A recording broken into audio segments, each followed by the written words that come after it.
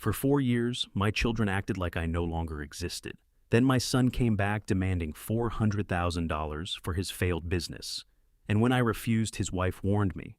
Old men who refuse to help family have accidents. 2 months later, they discovered my $50 million Chicago penthouse and hidden fortune. Suddenly, my son was crying for forgiveness, and my daughter-in-law was cooking soup and calling me dad. They thought I was a lonely old man. They didn't know they were walking straight into my trap. That morning, a fine Tuesday in March 2022, I sat beneath the oak tree the way I had every morning for 4 years. Black coffee silence and the particular kind of peace you eventually learn to call loneliness.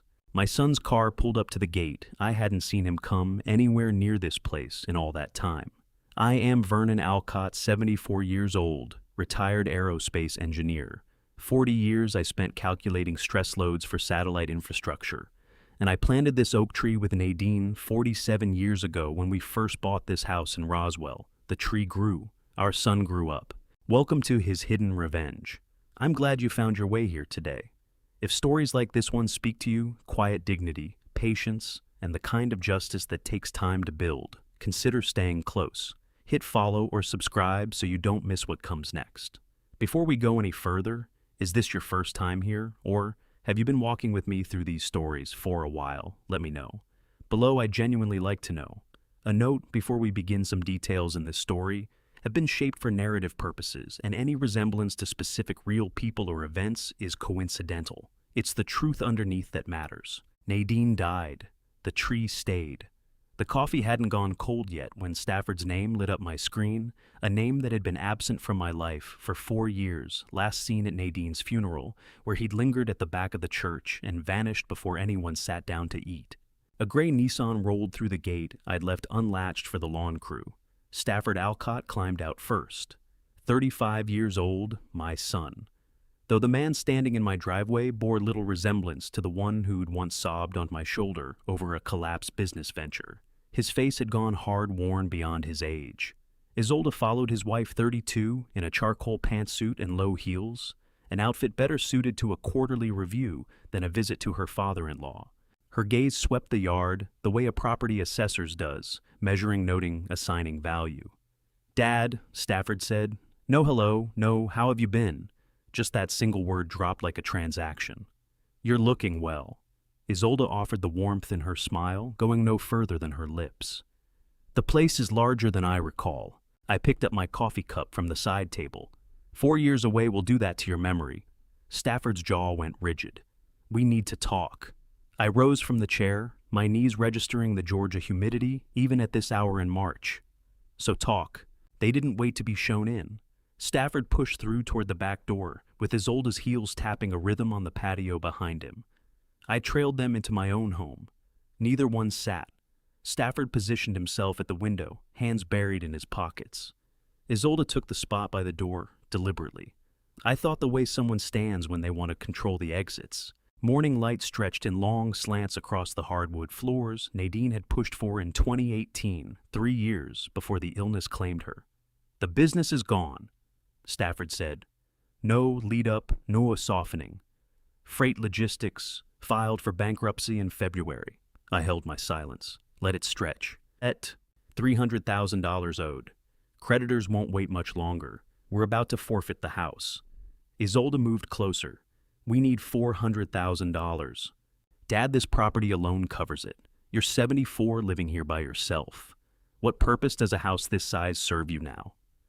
I studied my son, not a glance, but a real look. The kid I'd steadied on a bicycle, who'd phoned me in pieces when his first girlfriend ended things, who'd needed my signature on his first loan. Here he was in my living room, 4 years of nothing between us, with desperation as his only offering. "You want me to put this house on the market?" I said. "Yes." The edge in Stafford's voice sharpened. "Sell it. Hand us the proceeds. That's what family does." "Since your mother passed, I've had nothing from you," I said, keeping my voice level. "Not on my birthday, not at Christmas. 4 years of silence, and the thing that ends it is a request for money." "We reached out," Isolde said, the words coming fast. "You didn't pick up. You didn't return anything." The quiet that followed had weight to it, like a presence filling the corners of the room. I looked at my son again, the boy who'd wept against my shoulder, who'd learned to ride a bike in this very driveway, and found I was looking at a stranger who'd already done the math on my estate. Stafford's face reddened. "We're your family. That comes with obligations." "Obligations," I said, repeating it back slowly. "You wrote me off for 4 years. Now you want me to sell the home I shared with your mother and hand you the money to cover your debts. We stand to lose everything." His voice climbed a fracture running through it. "The house, the children's school. Does none of that matter to you?" "I don't know my grandchildren," I said. It came out with more force than I'd meant. "You insured that." Something fell away from Isolde's face, then the performance of concern gone in an instant. What replaced it was cooler, more deliberate. "You're a selfish old man rattling around in more house than you'll ever need. Who are you holding on to it for?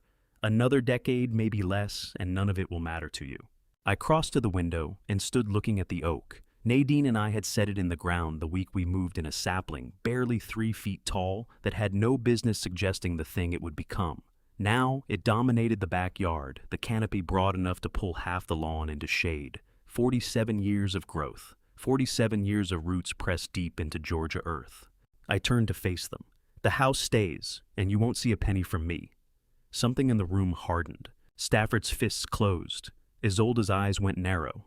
"Fine." Stafford said, his voice unsteady with anger, and underneath it something that read like fear. "You're on your own then. When you're sick and helpless and looking for someone to show up, don't."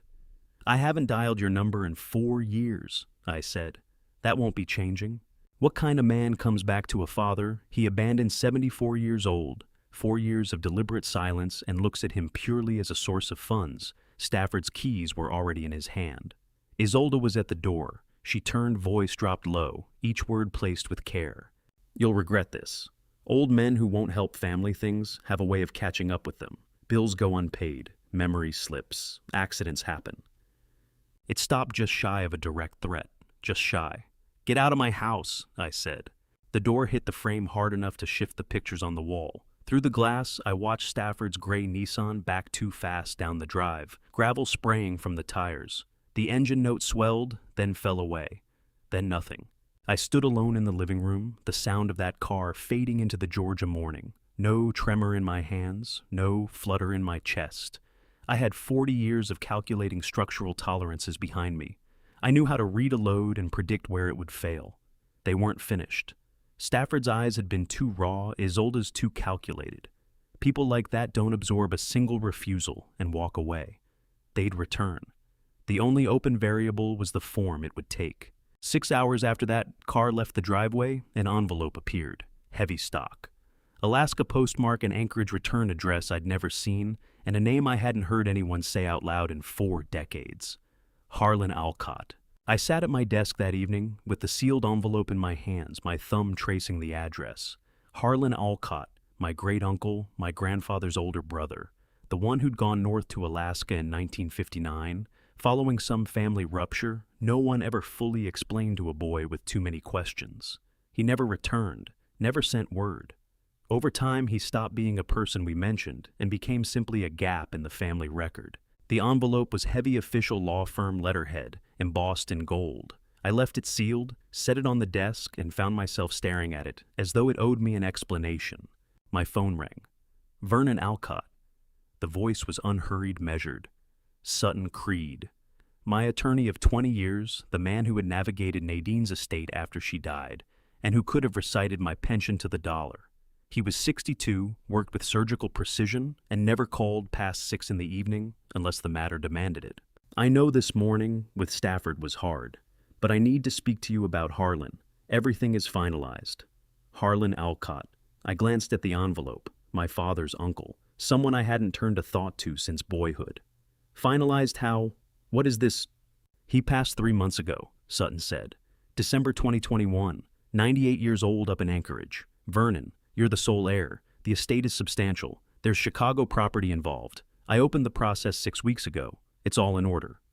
I went very still. Chicago property, a penthouse, Harbor Crown Tower, 52nd floor. Harlan held majority shares in Harbor Crown Tower Corporation. The penthouse transfers to the primary shareholder's heir upon death. Vernon?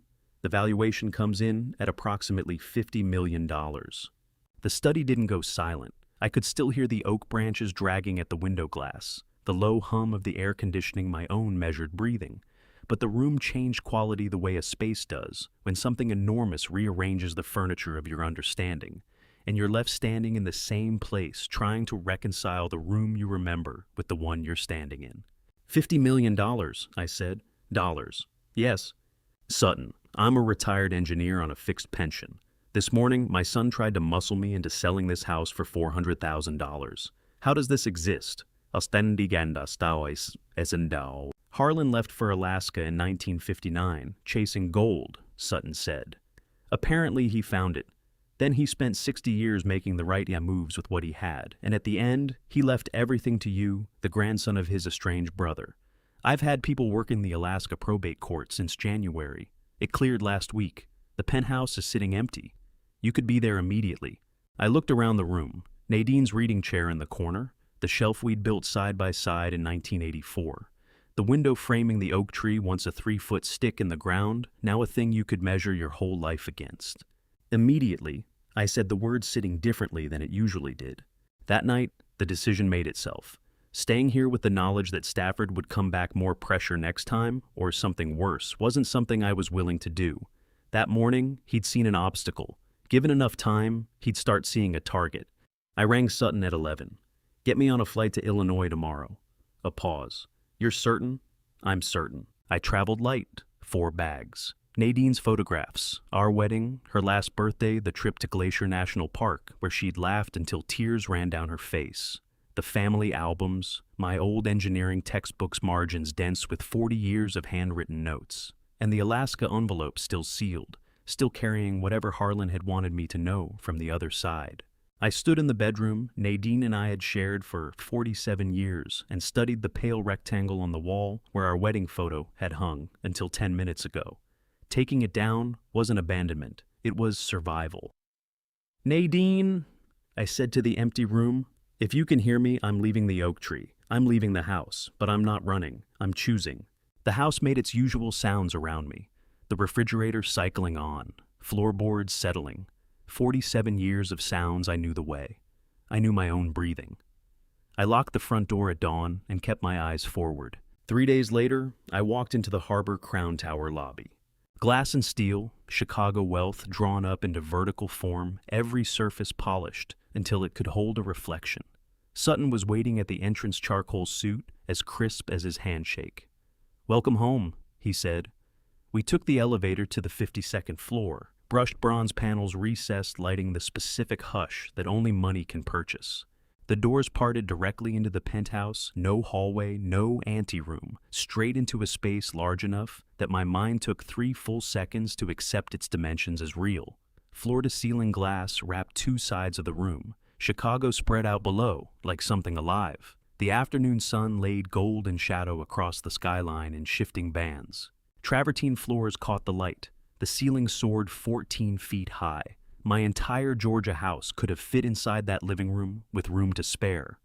You've held title to this for 3 weeks, Sutton said, one hand gesturing at the glass. You simply weren't aware of it. I crossed to the window, 52 stories of open air between me and the street below. How did he build all this? Late-stage mining operations when he first got to Alaska? Sutton said, then tech stocks through the 80s, then Chicago real estate when prices were still within reach. He bought his original stake in this building in 1986 for $3 million and held it for 36 years. He clicked open his briefcase, laid documents across the table. Harlan was patient, extraordinarily patient and very sharp. Chicago filled the window before me, like a circuit board, thousands of lights beginning to flicker on as the afternoon aged a system of connections I hadn't yet learned to read. He left this to a man he never once met, I said. Why, family, Sutton said, and left it at that. He slid the final document across my name, printed as primary shareholder, a signature line waiting beneath it. Then he reached back into the briefcase. One more thing, Harlan left a personal letter sealed. The instructions specify you're to open it on your own. The envelope was slim, addressed in Harlan's hand, a cramped, deliberate script that looked as though it had been pressed into the paper decades ago, spelling out my name in ink that had long since faded to brown. I waited until Sutton was gone, until Chicago had settled into its 10 million light evening hum, 52 floors beneath me, before I broke the seal on Harlan Alcott's letter, the man who had disappeared to Alaska when I was 6 years old, and never sent so much as a postcard. 3 items inside: a handwritten letter on paper gone yellow at the edges, a black and white photograph, a small folded note. I picked up the photo first. 2 young men in 1950s clothes stood with arms thrown over each other's shoulders, caught mid-laugh at something outside the frame. The taller one on the left I recognized from old family albums. My grandfather, maybe 23, hair, slicked back suspenders over a white shirt. The other man carried the same jawline, the same quality in the eyes, the look of someone who sees the world as a set of solvable problems. Harlan, 25 years old, before Alaska, before 6 decades of silence. 2 men who clearly loved each other. I set the photograph down with care and unfolded the letter. The handwriting was cramped but exact, every letter shaped with the deliberateness of a man who had spent long years working alone. Dated January 2021, 1 year before he died. Vernon, if you're reading this, I am no longer here. What I leave behind is not just money. I read those 2 lines twice. Not just money. Your grandfather and I were as close as 2 people can be. The dispute that sent me north wasn't about gold. It was about choosing different paths. I chose solitude. He chose family. For 60 years, I kept my distance, watching your father, then you, then your son. I never reached out because I told myself silence was the fair cost of the life I'd picked. I was wrong. The letter ran on for another half-page, Harlan's careful script that seemed to say everything and nothing in the same breath. He had tracked our lives from a distance through newspaper records, property filings, the digital traces people shed without realizing it. He knew about Nadine's death. He knew about my career in aerospace. He knew about Stafford's failed business. I leave you the penthouse because you will understand what to do with what comes next. Look at the pictures. Order matters. Don't consult anyone else. You will understand. Trust an engineer's mind. The letter stopped there. No closing, no signature. Just those words: trust an engineer's mind. I sat holding the photograph of 2 young men who had loved each other before life drove them to opposite ends of the continent, one setting down roots in Georgia, the other pressing further into the Alaskan interior, and felt 60 years of silence condensed into a single handwritten page. I picked up the small folded note. 12 words in English written in Harlan's hand, numbered 1 through 12 in the left margin. Plain words. Everyday words. Garden Mountain Whisper Element, Harbor Token Bridge, Canvas Silver Ancient Daughter Freedom. I read the list forward and then backward. The words sat there like they'd been chosen at random, as if someone had let a finger fall on a page 12 times without intention. But the numbering was anything but random, each numeral placed with precision. My training surfaced the way it always does, automatic, unbidden. This wasn't verse. This was a key, a pattern constructed to open something. I flipped the photograph over, penciled words on the back faint with age. First picture, 1953. Last picture, 2020. 67 years. 12 words between brothers. I laid everything across the desk in a row. Letter, photograph, note. Order matters, I said aloud to the empty penthouse. But what did these 12 words open? The apartment held its own quiet hum around me. Climate control. Traffic 52 floors below, reduced to something barely audible. The building easing into its own foundation, the way old structures do when the day cools. I turned Sutton's words over in my mind. Harlan went to Alaska, chasing gold, found it, invested wisely. But there was something else. The neighbor Sutton had mentioned said Harlan's computer had run continuously for decades. An old man alone in Anchorage with a machine that never stopped working. This wasn't just a farewell letter. It was a set of instructions. I took out my phone, opened my contacts, and scrolled to a name I'd messaged exactly 3 times in 4 years. Beckett Alcott. My grandson. 19 years old, computer science major at Northwestern University. Stafford and Isolde's son. The last time we'd been in the same room was Nadine's funeral. He'd moved toward me, arms starting to open, and Stafford had stepped between us before they could reach my shoulders. Said I needed space. Space that stretched into 4 years of silence I hadn't chosen and couldn't end. Why would a 98-year-old man dying alone in Anchorage spend his final months encoding a message for a great-nephew he had never once met in person? I typed slowly, erased it, typed again. Beckett, it's your grandfather. I have an unusual question. Do you know anything about cryptography? Sakste onde de cool spas. My thumb stayed over the send button for 10 seconds. 20. Then I pressed it before I could find a reason to stay disconnected from the one member of this family who had never once looked at me as though he were calculating what I was worth. The message went through. Then it was read. I set the phone down and looked at Harlan's 12 words again. Garden Mountain Whisper. They had to mean something. They had to open something. But what? Harlan had waited 60 years to send this. I told myself I could wait one night for an answer. My phone lit up at 11:03 p.m. Beckett's reply came in word by word. Grandpa, is this really you? Yes, I know about cryptography. CS major. Remember why? What do you have? Always the CCOR. Yes, sweet spowers. I lifted Harlan's note, read all 12 words one more time, looked again at the photograph of two brothers laughing in 1953 before everything fractured. Something your great-great-uncle Harlan spent his last year designing. I wrote back. 12 words numbered. He said order matters. He said to trust an engineer's mind. Beckett. I think he left me more than just the penthouse. 3 dots appeared, vanished, appeared again. Send me a photo of the words, all of them in sequence. Don't alter anything. I'll call you in the morning. I photographed the note and sent it. Watched the delivery confirmation appear. Outside, Chicago glowed like a circuit board, waiting for someone to trace the current from source to ground. Somewhere in this city, my grandson was looking at 12 words that might open whatever Harlan Alcott had truly left behind. And somewhere inside my chest, something I had believed died alongside Nadine shifted and began quietly to stir. Not hope exactly, but possibility. The next morning, I stepped into the elevator at 7 a.m. to collect the newspaper from the lobby. She was already in there, a woman around my age cradling a set of watercolor tubes, her shirt stained with burnt sienna gray hair, pulled back in a loose knot. And she was looking at me the way people do when they've decided you're worth acknowledging. You just moved into the penthouse, she said, as the doors slid shut. Not a question, a declaration delivered with a warmth I'd nearly forgotten the texture of. I'm on 48. Been watching that unit sit empty for 6 months, wondering who'd finally take it. What kind of coffee do you drink? I looked at her. The question was so uncomplicated, so human, that it took my mind 3 full seconds to catch up. Black, I said. Just black. Nothing added. Nothing added, she said, her smile opening up. Good. I can't stand fussy coffee. I'm Bertie Foxley, 65, retired painter, floor 48, 7 years running. And you're? Vernon, I said. 74, retired aerospace engineer, 6 days in the penthouse. Bertie Foxley glanced at my left hand, the wedding ring I still wore 4 years after Nadine died, and her face shifted into something gentler. But she didn't reach for condolences I hadn't asked for. Didn't catalog me as a grief project requiring management. The 8 a.m. light on the balcony is extraordinary for painting, she said as the elevator eased toward her floor, and for black coffee if you ever want someone to share it with. The doors opened. She stepped out, paintbox in hand, and looked back. No obligation, just an open invitation.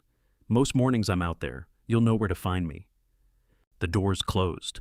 I rode down, collected my newspaper, rode back up, and spent the ascent thinking about the first person in years who would ask me what I drank.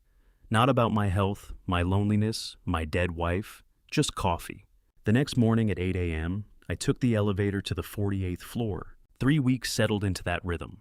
Morning coffee on Bertie's balcony, conversations that ranged from art to engineering and skirted the edges of the solitude we'd each quietly built our lives around, while Harlan's 12 words sat on my desk, back upstairs, waiting for Beckett's weekend visit to do what I couldn't. Beckett arrived on a Saturday afternoon in early April, laptop tucked under one arm, Harlan's photos already saved on his phone. He was 19 tall like his father, but carrying Nadine's eyes. He had on a Northwestern University hoodie and wore the kind of focused expression I recognized from old photographs of myself, the look of a mind that has already started solving a problem before the rest of the room knows one exists. "Hey, show me the words again," he said, settling in at my study desk, before so much as saying hello. I passed him Harlan's note, the 12 words in their careful sequence. Garden Mountain Whisper Element, Harbor Token Bridge, Canvas, Silver Ancient Daughter Freedom. Beckett studied the list for 10 seconds. His eyes went wide. "Grandpa, this isn't just cryptography. These 12 words, they're a BIP 39 seed phrase. a Bitcoin recovery key. Standard crypto protocol since 2012. Bitcoin, I said. Harlan was in Alaska. He was nearly 90 when Bitcoin was invented. How would he even... The neighbor said his computer ran day and night, remember. Beckett had a program open already, fingers moving across the keyboard in quick, assured bursts. He wasn't just in Alaska, Grandpa. He was mining digital gold. Let me enter these words. I watched him type each one, carefully checking the sequence against Harlan's numbering. Garden Mountain Whisper. 12 words laid in order, each one a door I didn't yet have the building plans for. A photo order matches the word sequence. Beckett said more to himself than to me. Entropy derivation protocol. He built this specifically for an engineer's mind to decode. Okay, entering seed phrase now. He pressed enter. The laptop screen shifted. A wallet interface opened. Transaction history began to unspool, dates amounts. Blockchain confirmations rolling backward through time. It's loading, Beckett said barely above a whisper.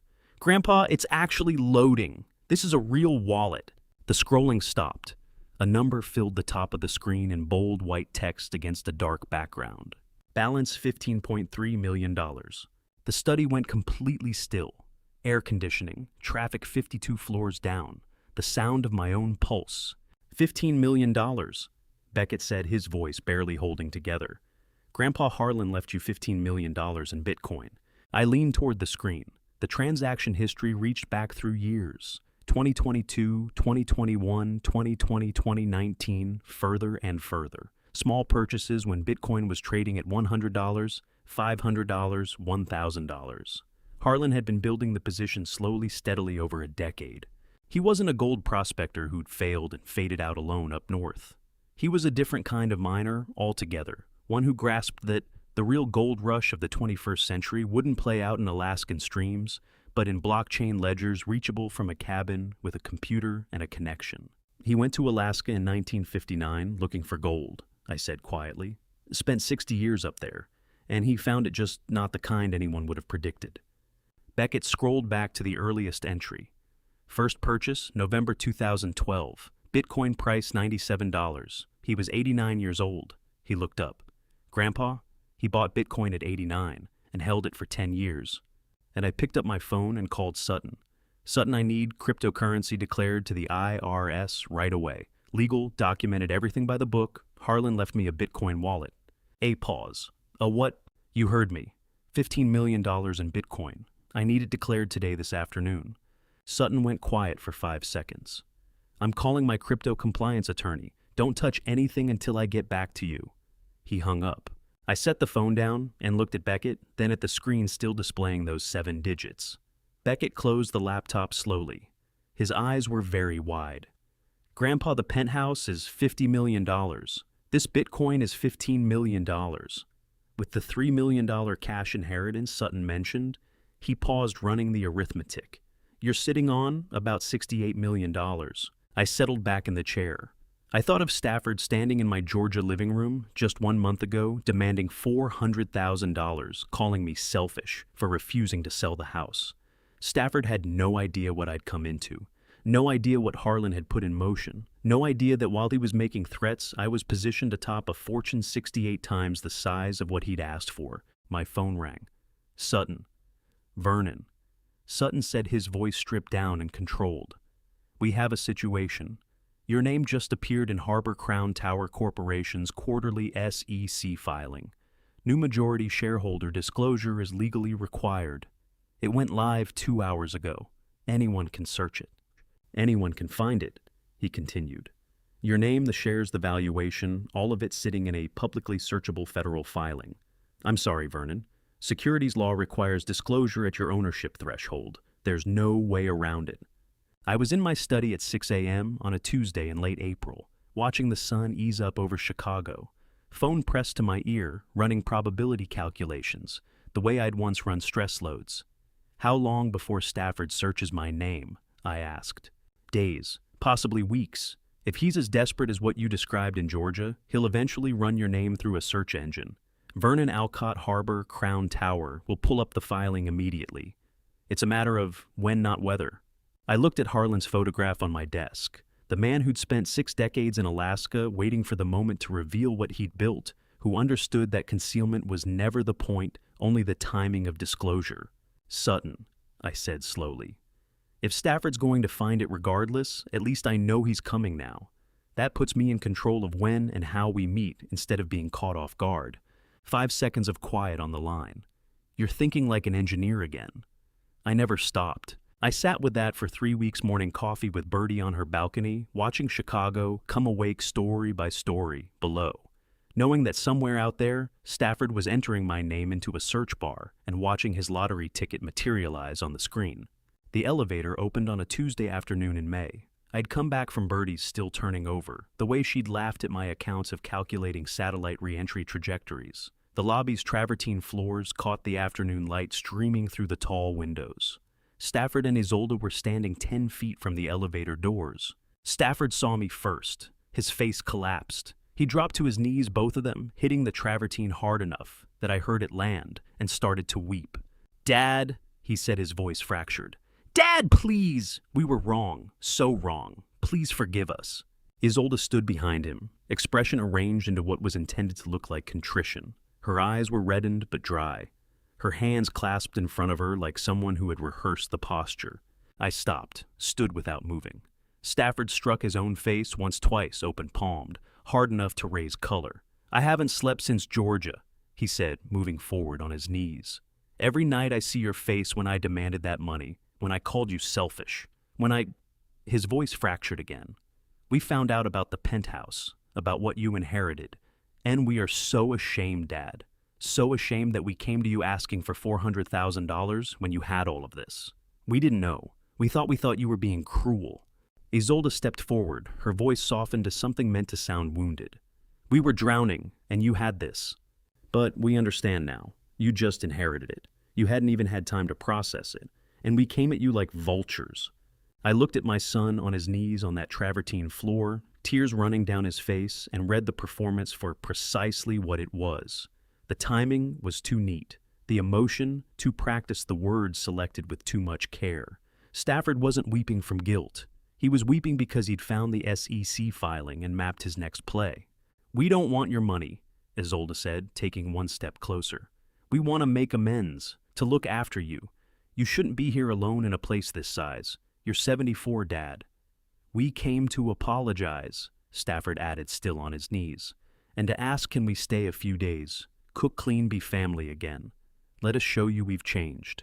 What kind of desperation drives a man to strike his own face in a lobby, weep on cue crawl toward the father he discarded 4 years ago, not seeking forgiveness, but seeking entry? I let the silence sit for 30 seconds, long enough to appear moved, not so long as to seem suspicious. I exhaled slowly, let my shoulders drop, pressed a hand briefly to my eyes. They were completely dry. Stafford couldn't tell from the floor. "I've been so alone here," I said, allowing a slight tremor into my voice. 52 floors, just me and Nadine's photograph. Every morning I get up and she isn't there. Every evening I sit at that big table by myself. Maybe Nadine would have wanted family together. Stafford's face lit up, too quickly, too brightly. "Oh, Dad, thank you," Isolde said, moving forward. "We'll take such good care of you. We can start tonight. I'll make that pot roast you used to love. Stafford can help you sort out the study." "Not tonight," I said, raising one hand. "I need to get the guest rooms ready. They haven't been touched since I moved in. Come Friday evening, stay through the weekend. We'll work things out as a family." Something cold and satisfied flickered behind Isolde's eyes for half a second, before her expression of concern reassembled itself. "Friday," Stafford said, getting to his feet, wiping tears that were already gone. "Yes, perfect. We'll bring groceries. Make it a real family weekend." He moved forward and put his arms around me.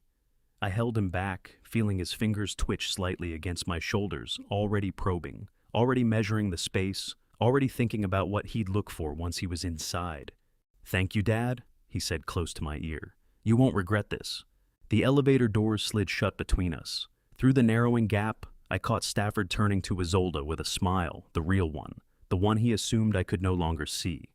Isolde gave a single sharp nod. I stood watching the floor numbers drop, took out my phone. 2 days until Friday. 48 hours to make this penthouse into something they would never see coming. I texted Beckett, "Emergency. Need you Thursday night. Bring your laptop and the equipment you told me about. Don't say anything to your father. 3 dots came up immediately. What kind of equipment? The kind that captures everything, I typed back. The kind that ensures whatever happens this weekend, there's a record of it. The elevator in front of me opened empty waiting. I stepped in and hit 52. By Thursday at midnight, 7 hidden cameras would be running, and Stafford would have no idea they existed. Beckett arrived at 9 p.m. Thursday with a backpack that clinked with purpose. Not a student's bag of textbooks and chargers, the compact, deliberate kit of someone who had been getting ready for this moment longer than I'd understood. He walked straight to my study without asking where it was, set the backpack on the desk, and began laying things out. 7 miniature cameras, each no larger than a deck of playing cards. Mounting brackets, audio interfaces, external battery packs. Professional grade, Beckett said, lining each piece up with practiced efficiency. 1080p video, directional audio, 60-hour battery backup, encrypted cloud storage. Everything court admissible. I picked one up. It weighed almost nothing. You researched all this since I texted no. He stopped and looked at me. Before that, since Mom started talking about helping Grandpa manage his finances after you left Georgia, I knew something was off. How long ago? 2 months, maybe 3.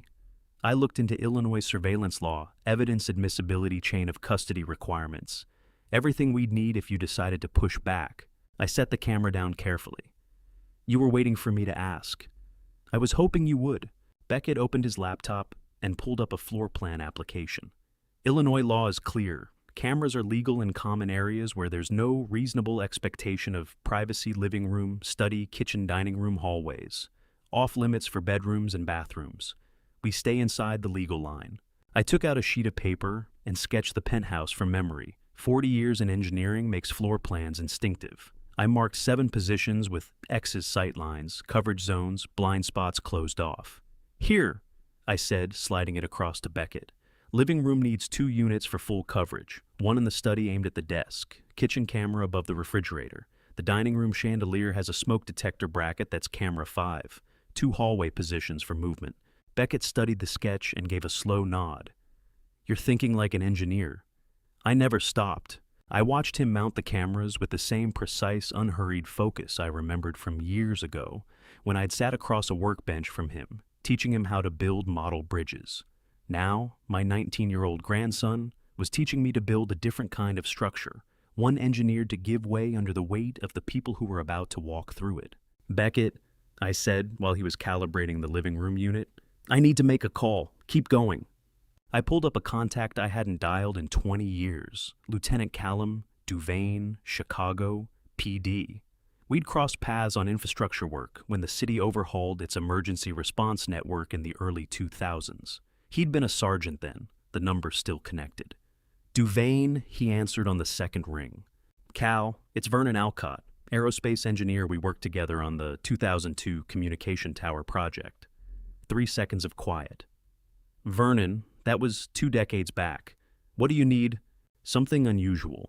If I invited you into my home as a guest and certain things happened to occur while you were present, stop. His voice sharpened. I know exactly where this is heading.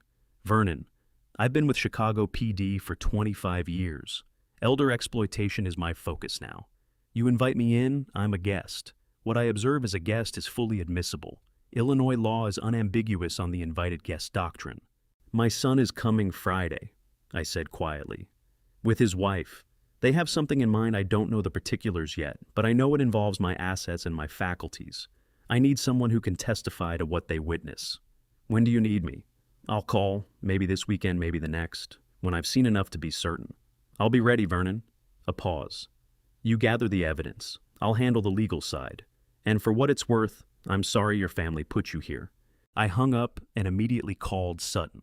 Any food or drink samples need to go through the Chicago PD lab with a fully documented chain of custody, Sutton said before I'd gotten 2 words out. I already anticipated this. Sealed evidence bags, proper labeling, direct delivery. Everything by the book. I'll have the bags sent to you first thing tomorrow morning. You knew I'd need them. I know what desperation looks like, and I know your son is desperate. Beckett installed the final camera at 11:45, dressed as a smoke detector near the penthouse entrance. He was on the stepladder, tightening the bracket, when he went still. "Grandpa," he said, not looking down. "Are you absolutely certain you want to do this? That's my dad, my mom. Once these cameras are live, once you bring the police in..." His voice fell off. I stood below the ladder and said nothing. Waited. 40 years of aerospace work taught me that the strongest structures aren't the ones that push back against force. They're the ones that direct force precisely where you need it to go. And this penthouse was about to become an ideal conductor. Beckett finished tightening the bracket, came down the ladder slowly and met my eyes. "No, you're right." His jaw set. "Because he's my father. Because he's supposed to be better than this. I can't stand aside and let him do whatever they're planning to you." He took out his phone and opened an app. 7 camera feeds filled the screen, crystal clear. He activated them remotely. 7 green LEDs blinked on across the penthouse living room, corner, study bookshelf, kitchen dining room, smoke detector, 3 hallway positions, invisible to anyone who hadn't put them there. "It's done," Beckett said, turning the laptop toward me to show the monitoring interface. 7 feeds live recording to encrypted cloud storage with timestamps and location data attached. When they arrive tomorrow, everything they do, everything they say, we'll have it. I looked at the screens. My home transformed into something that was equal parts sanctuary and snare. Every room watched, every word captured. "There's no coming back from this," I said. "I know." Beckett closed the laptop. "Grandpa, what do you think they're actually going to do?" "I don't know, but we'll find out together." He left at midnight. I stood alone in the living room, eyes drifting up to the lens buried inside the corner bookshelf. Smaller than a pinhead, that little eye staring right back at me. The next morning, Stafford and Isolde would step off the gold elevator, hauling groceries, wearing warmth. They didn't feel executing whatever scheme 3 weeks of planning had produced. All they'd register was a grateful old man, lonely and glad for the company. The cameras would be invisible to them. Beckett running surveillance from Colombia, invisible. The NYPD lieutenant on standby, invisible. Every element of what I'd arranged, invisible. The trap wasn't any piece of hardware. It was what they believed they were walking into. By the 3rd day of playing caretakers, Isolde arrived at my side with soup chicken broth, supposedly homemade steam, lifting off a white ceramic bowl she presented almost reverently. The smile on her face was flawless. It would have convinced anyone who hadn't spent 60 straight hours watching her manufacture tenderness for the cameras. Friday evening, they had shown up at the door, groceries and tow arms open. Stafford moved his things into the guest room, while Isolde set to work in the kitchen, going through my shelves and cupboards with the methodical attention of a general assessing terrain.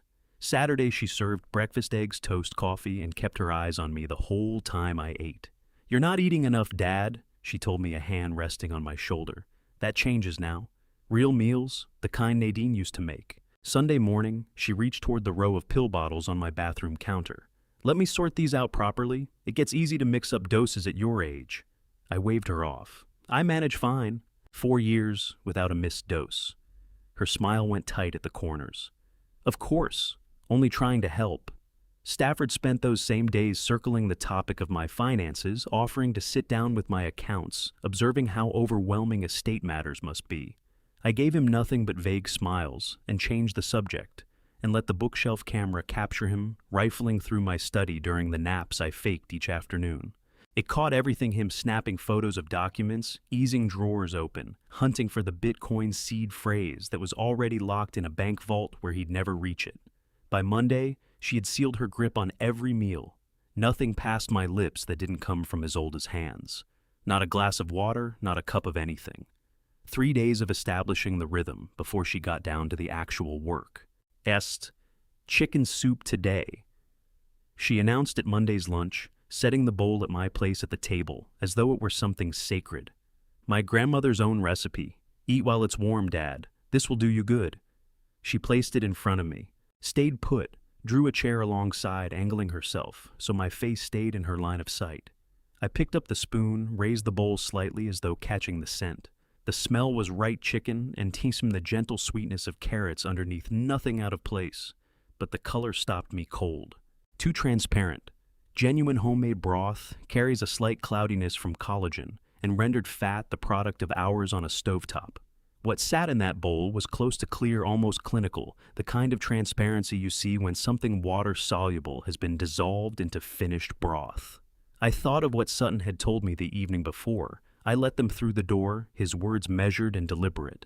Vernon, these people don't reach for obvious poisons. They go for sedatives, prescription compounds, things that breed confusion and dependency, things that register as almost tasteless but leave a faint bitterness at the back of the throat if you've trained yourself to notice it.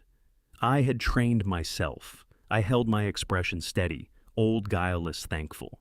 Smells lovely, I told her. I made plenty extra. Isolde pressed closer. Finish the whole bowl, Dad. You need the strength. Nadine brought me soup whenever I was under the weather. That was genuine care, the kind that accumulates over 50 years of marriage, rooted in actually wanting the other person well. Watching Isolde stage this hollow reproduction while the cameras rolled on what amounted to a slow-motion attempt on my life, it was like watching someone trample something sacred. I raised the spoon, angled it toward my lips, drew in air, moved my throat as though swallowing, lowered the spoon, went through the motion again.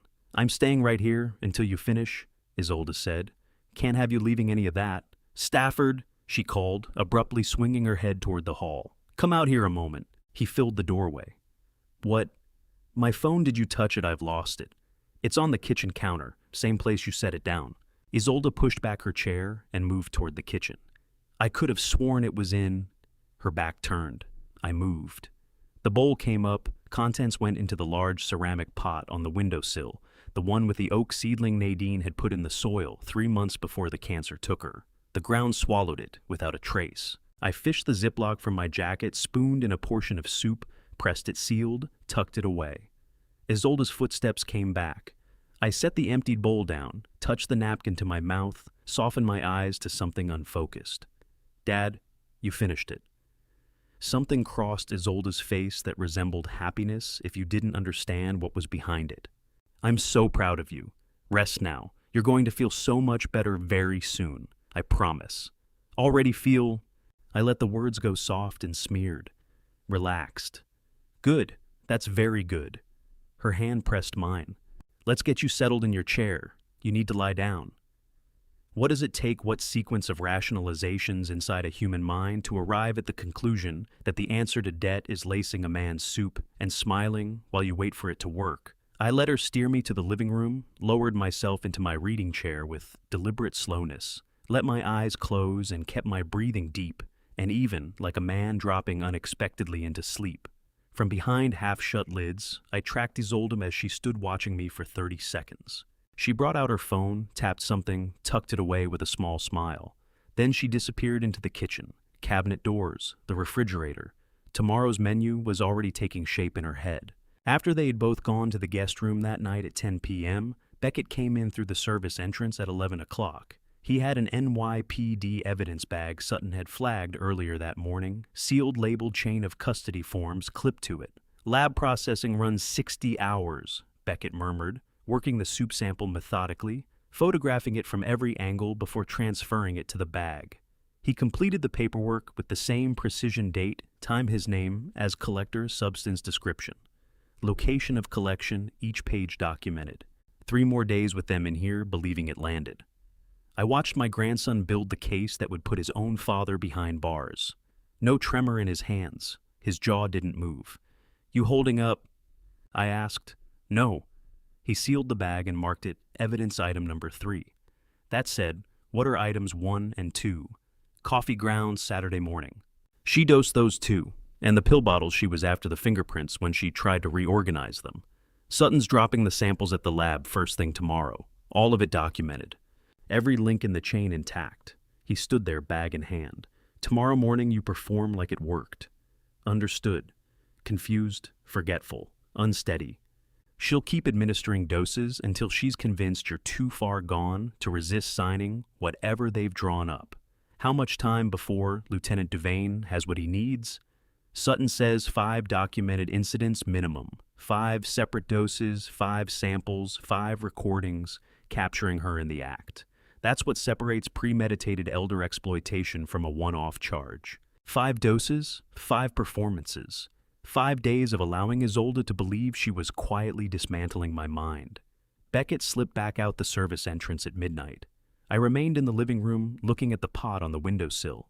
That oak seedling, Nadine's final planting, grown from an acorn she'd gathered during our 40th anniversary trip, now sat in earth contaminated with whatever Isolde had mixed into the soup. It would die, no avoiding it. Soil contamination of that kind takes months to clear, but Nadine would have understood. Throughout our life together, she grasped without needing it, explained that sometimes you give up something you love to secure something that endures. 5 documented incidents.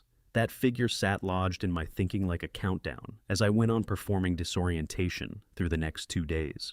Tuesday morning's breakfast soup disappeared into the pot beside the dying seedling.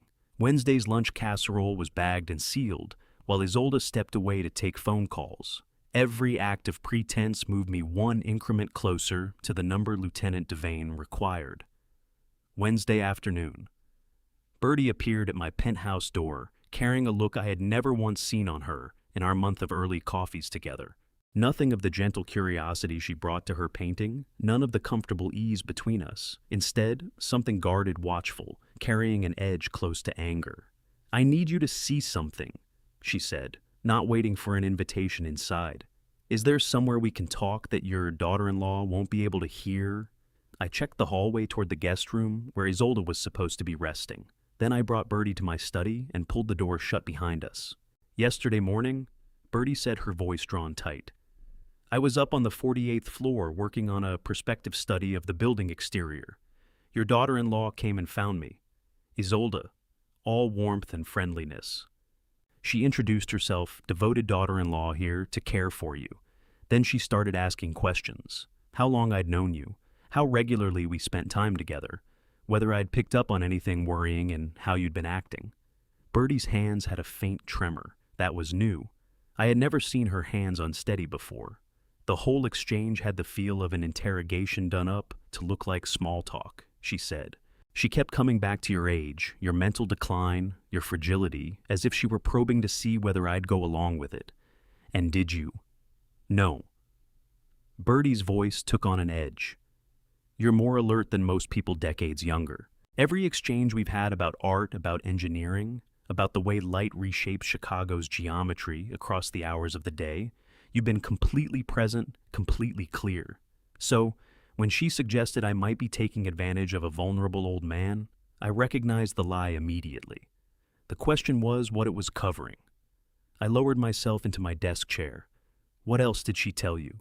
That you required family care now, that outside friendships might unsettle you, that I ought to respect the family's privacy through this difficult period. Then she smiled and walked away. I stood in that hallway for 10 minutes, trying to make sense of what I'd just seen. Nadine used to tell me I was too trusting, that I reach for the good in people, when I should have been reading what was really there. But Bertie had read Isolde correctly in a single conversation, spotted predation dressed up as concern, and then offered her protection without being asked, which is what genuine friendship looks like when you've gone long enough without it. Last night, Bertie took out her phone. "I got this," she said. She passed it across to me.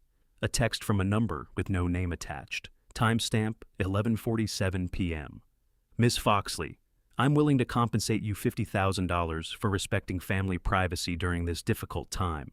My father-in-law is experiencing cognitive decline and is vulnerable to outside influence. Please keep your distance for his protection. Transfer details to follow." I read it through twice. My hands stayed still even as the fury climbed through my chest. $50,000, Bertie said, to stay away from you because apparently you're cognitively declining and I'm a bad influence. I blocked the number right away. Then I realized you don't offer $50,000 to push someone away from a person unless what you're planning demands that person be alone. She held my gaze directly. "What are they doing to you?" I looked back at her. "Can I photograph that text?" "Oh, it's evidence. Evidence I need." Bertie handed over her phone without a moment's pause. I pulled out mine, captured the screen from several angles, the message itself, the timestamp. The unregistered number I was confident would lead back to Isolde's burner. I added notes date received, the circumstances around it, Bertie's account. "Evidence for what?" Bertie asked her, tone quiet. "An exploitation attempt," I said. "That's all I'm able to say at the moment, But if I need you as a witness, if this reaches a courtroom, it won't be easy. My son, my daughter-in-law, formal legal proceedings, cross-examination. Are you ready for that? Bertie studied me for a long beat. An artist's eyes reading composition and pattern, discerning the true shape of a thing. Are they trying to hurt you? She asked. Yes. Isolate you? Yes. Take something from you. Everything. What desperation pushes a person to spend $50,000 money they claimed not to have just to cut their victim off from the one neighbor paying close enough attention to notice? Then I'm not being pulled into this, Bertie said, her voice firm. I'm walking in with clear eyes by choice. Tell me what you need right now. Just the text and your readiness to testify about as old as hallway conversation and the bribery attempt. Nothing beyond that. There's more, Bertie said. She drew a small notebook from her bag, the spiral kind artists carry for quick observations and field sketches. I take notes, visual details, behavioral patterns. 50 years of painting makes it automatic. When your son and daughter-in-law moved in, I started noticing things. The way she hovers while you eat.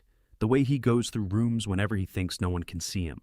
The way neither of them looks at you. The way you look at a person more like you're a problem to be worked around. She turned through the pages, entries dated, and timed small sketches alongside them. Isolde carrying covered dishes, Stafford photographing documents, behavioral notes written in a painter's close, precise hand. I didn't know why I was keeping track, Bertie said. Now I do. I looked at the notebook. Another form of evidence. Another witness with unclouded eyes. Bertie, I can't begin to tell you how much don't. She closed the notebook. I'm not doing this for your gratitude. I'm doing it because it needs doing. Because you and I had coffee every morning for a month, and you never once treated me like a lonely old woman who needed handling. You treated me like a person. She paused. That's rarer than it should be. Worth standing up for. She rose.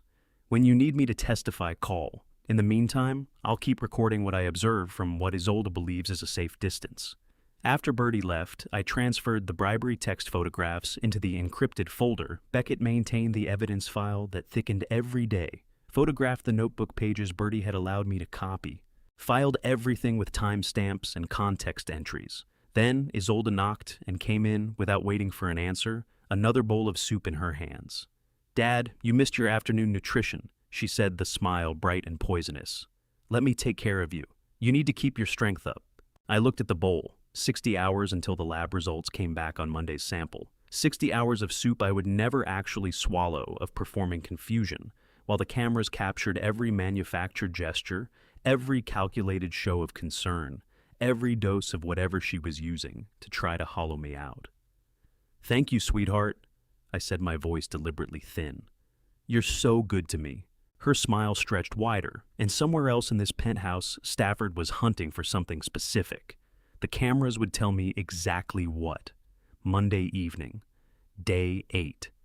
I sat in my bedroom with Beckett's laptop displaying 7 simultaneous feeds and watched my son break into my safe at 2:47 p.m. that afternoon, while I'd been pretending to nap his hands moving through 40 years of private documents like a man who had forgotten he once called this place home. Beckett sat next to me, headphones dividing the audio between us, his face pale in the screen light. Get the study camera angle too, he said. Timestamp puts this 3 hours back. The footage was sharp and unambiguous.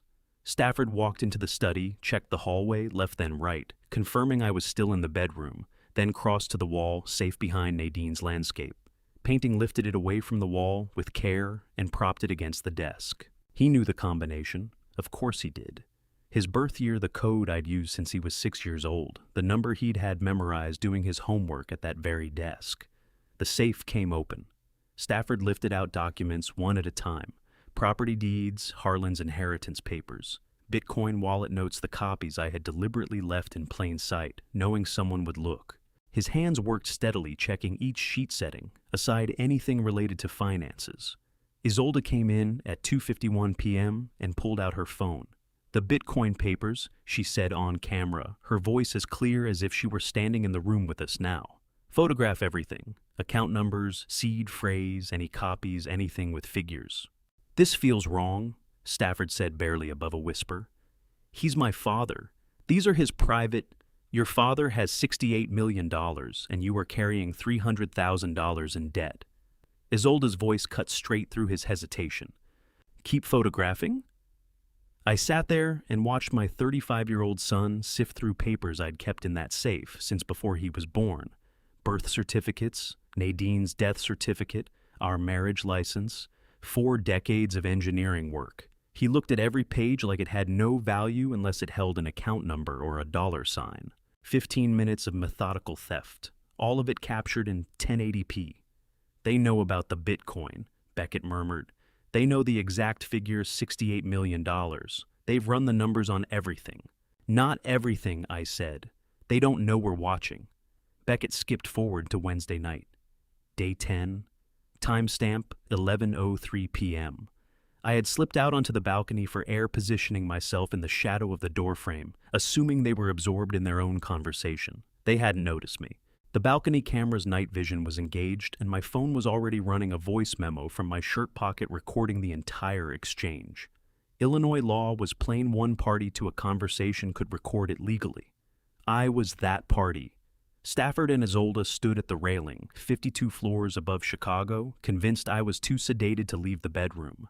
The city moved below traffic sirens, the steady low hum of millions of lives in motion. Every word came through clean. The doctor comes Friday. Isolde set her back to the camera, arms folded against the night air. 2 more days of soup and he'll be disoriented enough for the examination. What if he isn't? Stafford's voice carried a tension I knew from his childhood, the particular register he used when he understood he was doing something he shouldn't. What if he's playing us dad smarter than we're giving him credit for? Stafford. Isolde turned toward him, her expression lost to the darkness, but her posture sharp and aggressive. We're in too deep to second-guess this now. The doctor will certify incompetence. You'll receive emergency power of attorney. By Monday morning, the penthouse is ours, the Bitcoin is ours, everything is ours. No court challenges, no lawyers. Done.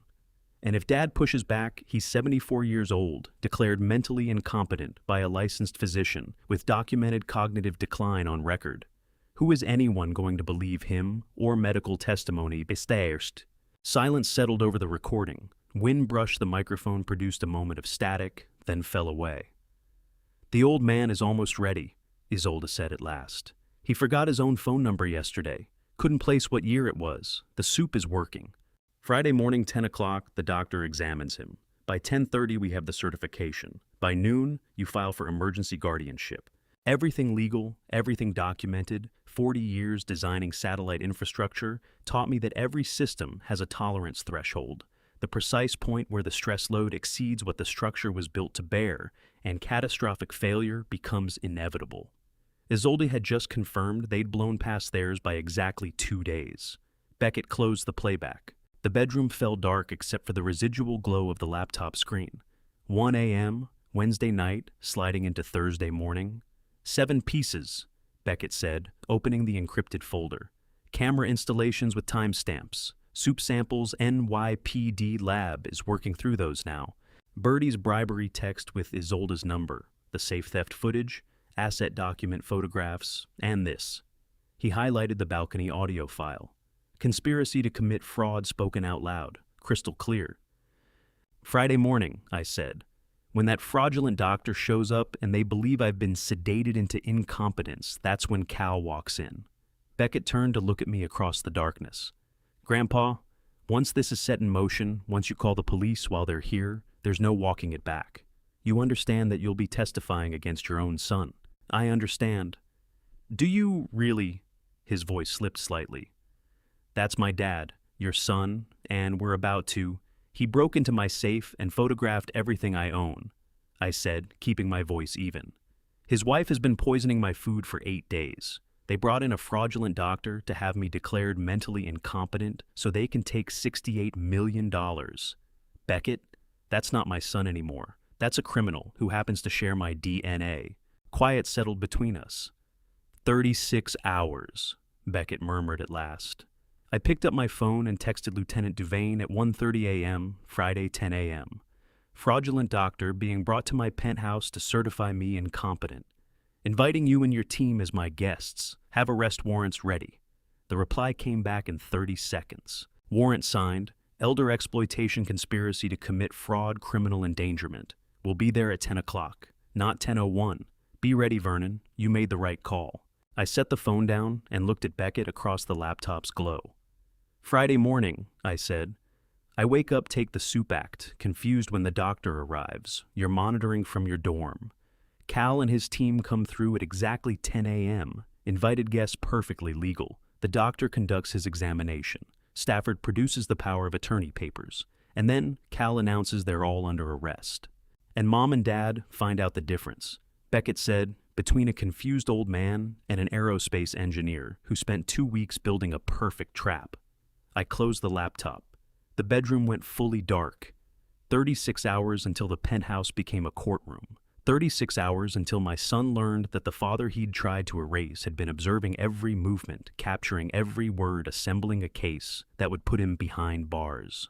I thought about Nadine, what she'd say about all this, whether she'd see it as right or call it cold-hearted. But Nadine wasn't here, and the cameras didn't lie. Friday morning at 10 a.m., not a second later. I was ready. The email arrived at 2:47 p.m. Thursday afternoon, bright Chicago sunlight pouring across my penthouse study. 18 hours before the fake doctor's scheduled appearance, and the subject line read simply, NYPD Forensic Laboratory Analysis Complete. I opened it. Sutton's message was short.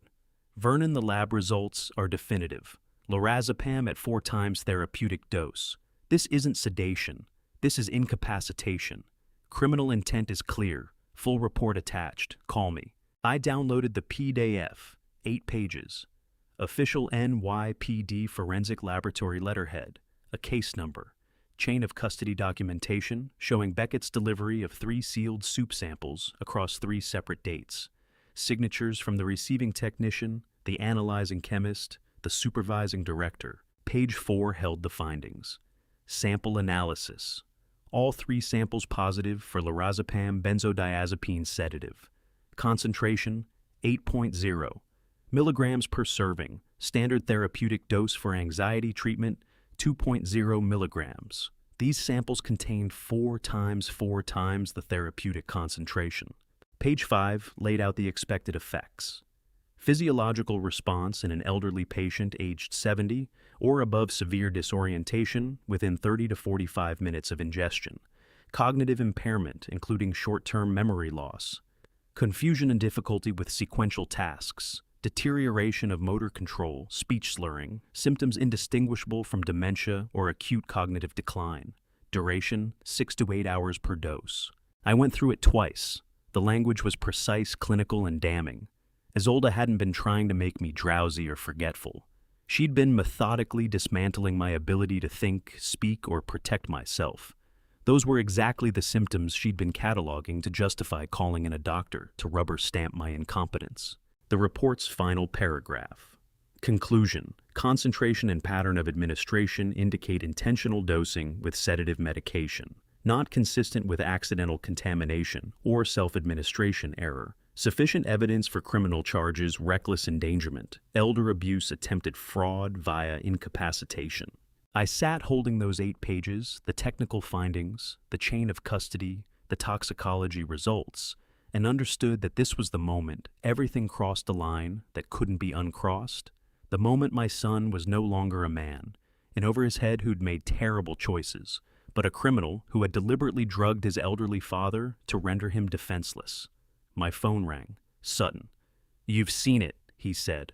4 times the therapeutic dose. Enough to leave you unable to object, unable to sign anything with comprehension, unable to understand what was being done to you. Vernon, with this in hand, we can file charges immediately. An arrest warrant can be executed today, this afternoon. You don't have to spend another night under the same roof as them. I forwarded the report to Lieutenant Duvain, typed 6th piece of evidence Cal, lorazepam at 4 times dose, warrant ready. His reply came back in 90 seconds. Warrant signed this morning. Judge reviewed everything: cameras, lab results, bribery, text, balcony recording, safe breach. We can move now or hold until tomorrow's fraud attempt. Your house, your call. But, Vernon, they've already poisoned you 3 times. The risk is real. Sutton was still on the line. What's going through your mind? Cal says we can move now or wait for the fake doctor tomorrow. What's your legal red? Tomorrow adds conspiracy to commit fraud through false medical certification. Sutton said, choosing his words carefully. That's an additional felony, a stronger overall case, but you already have enough to convict on elder abuse and reckless endangerment. My advice, we go now. End it. You've been sleeping down the hall from people who are contaminating your food. Why hold off Cal, Sket? I put the phone on speaker. I'm here, Duvain said. Sutton's right. We have 6 documented pieces of evidence, cameras, confirmed poisoning, recorded conspiracy. That's prosecutable today. Tomorrow only adds the fraud charge, but it raises your exposure. One more breakfast with them. One more bowl of soup. What if they change course? I stood and walked to the floor-to-ceiling windows. Chicago spread out below. In afternoon light, the glass towers lit like embers. I could end this now. Call Duvain, have the arrest made within the hour. Stafford and Isolde in custody by dinner. Sleep tonight knowing they were gone. Or hold for 18 more hours. Let them bring the fraudulent doctor tomorrow. Catch them mid-attempt. Prove the complete conspiracy. Maximum charges, no legal daylight for expensive lawyers to exploit. Except one more night with them in my home, one more breakfast performance, one more act of pretending. Certainty. They'd walk into a trap of their own construction, recorded from every angle with the fake doctor serving as the final proof of intent. Engineering teaches you this. Every structure has a point of no return. The stress load at which damage becomes permanent reversal impossible, where you either see the collapse through or accept catastrophic failure. I had chosen to let the collapse run its full course. Tomorrow, I said. 10 a.m. Let them bring the doctor. Silence on both lines. Vernon, Sutton began. Are you certain? I want every charge that will hold. I want the fraudulent doctor on camera. I want them caught in the act of bringing false medical certification into my home. I want maximum penalties with no room for ambiguity. Understood, Duvain said. My team will be in position by 9:45. The doctor won't clear your lobby without us knowing. The moment he reaches your door, we'll be 60 seconds behind. When the examination begins, we come in as your invited guests. Vernon, Sutton said quietly. This means one more night, one more breakfast. Can you hold?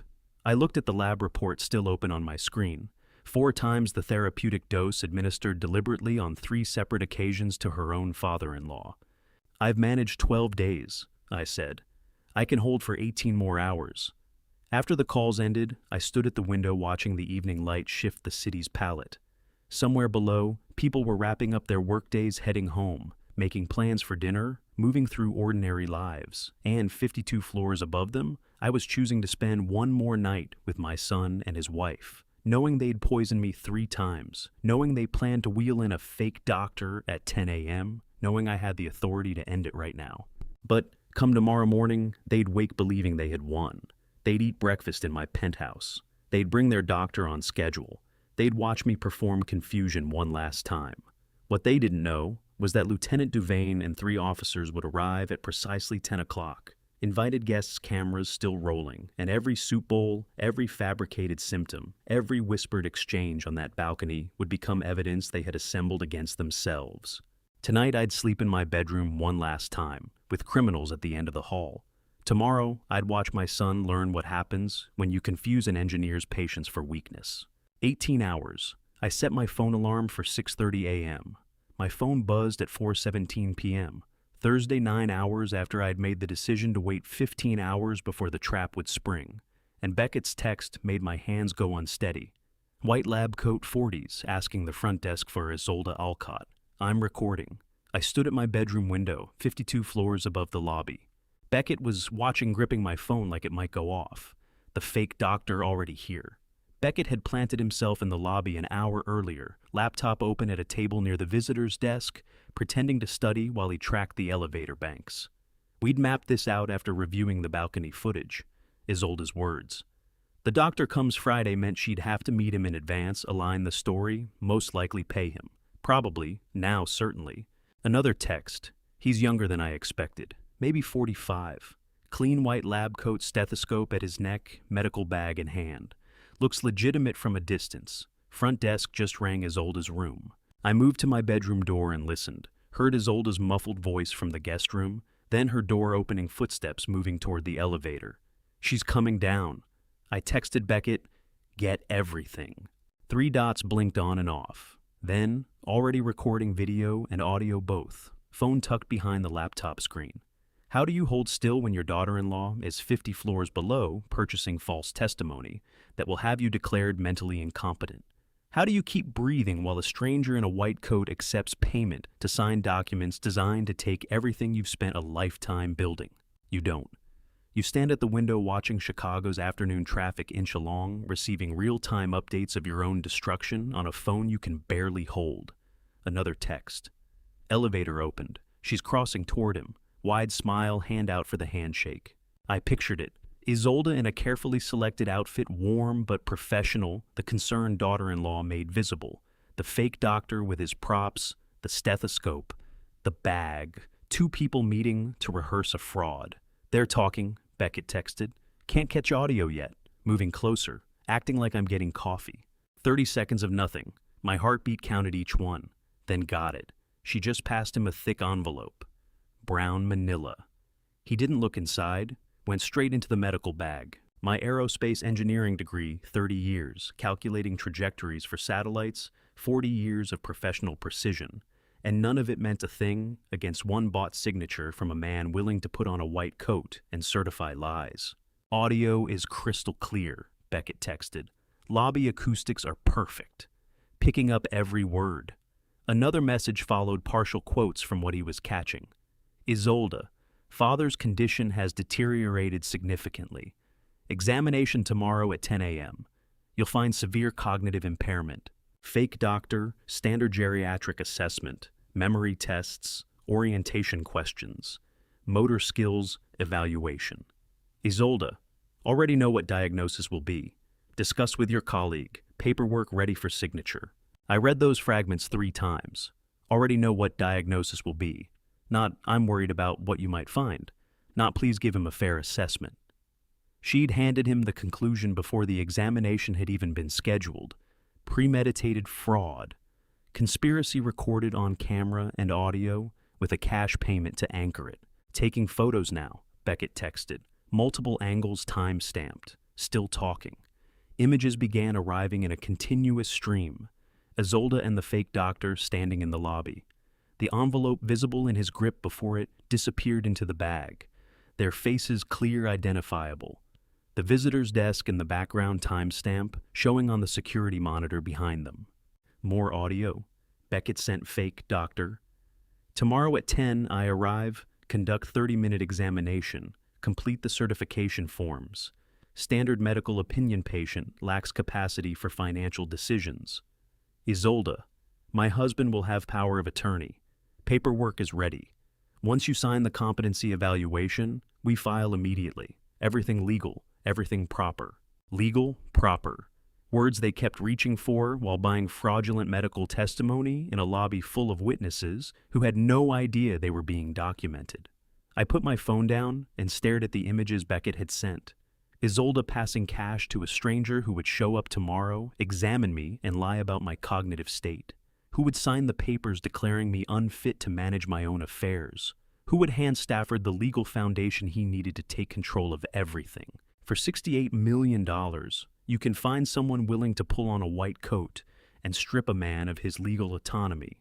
For $10,000, my estimate of what that envelope held, based on what fraudulent medical certification typically costs, you can buy a signature that erases 40 years of professional achievement.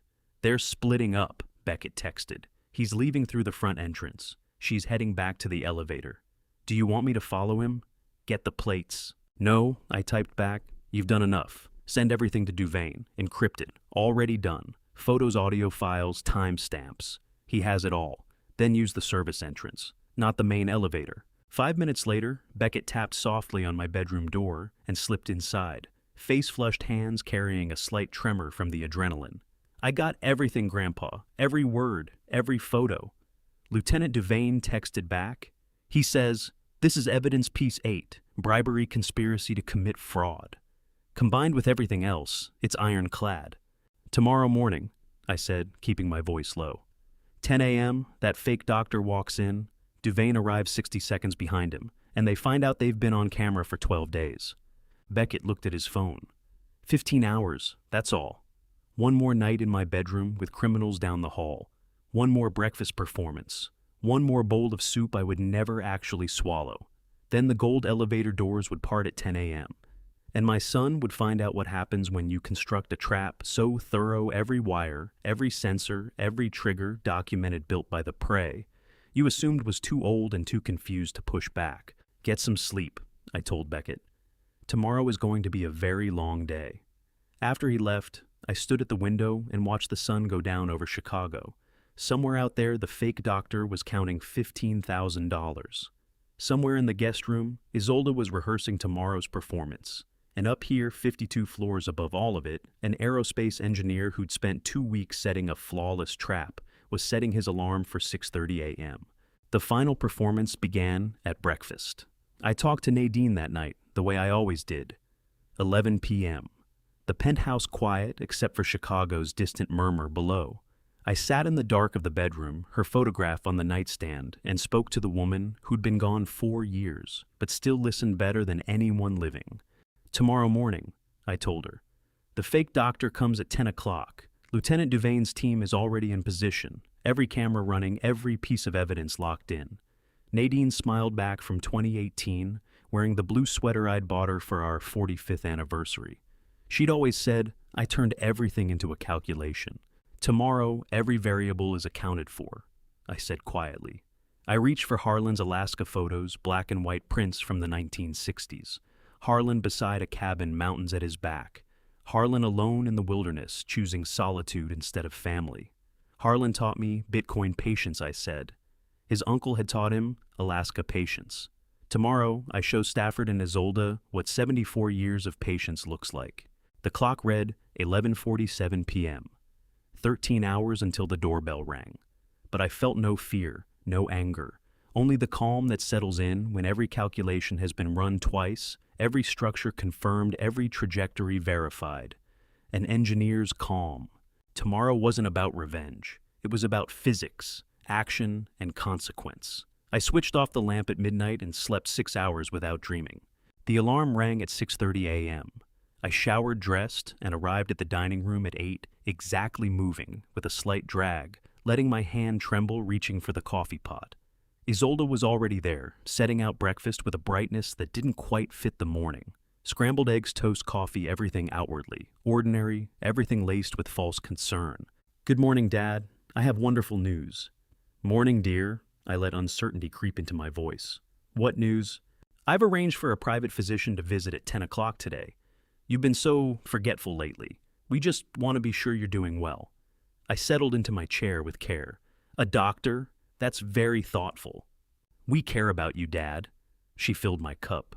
Stafford came in, glanced at his phone, and then flicked his eyes toward Isolde with a look I'd learned to decode confirmation coordination countdown. The paperwork is ready, he asked her. Everything we discussed? Isolde gave a small nod. Everything. How do you eat breakfast with people who've been contaminating your food for 2 weeks knowing in 90 minutes they'll be in handcuffs?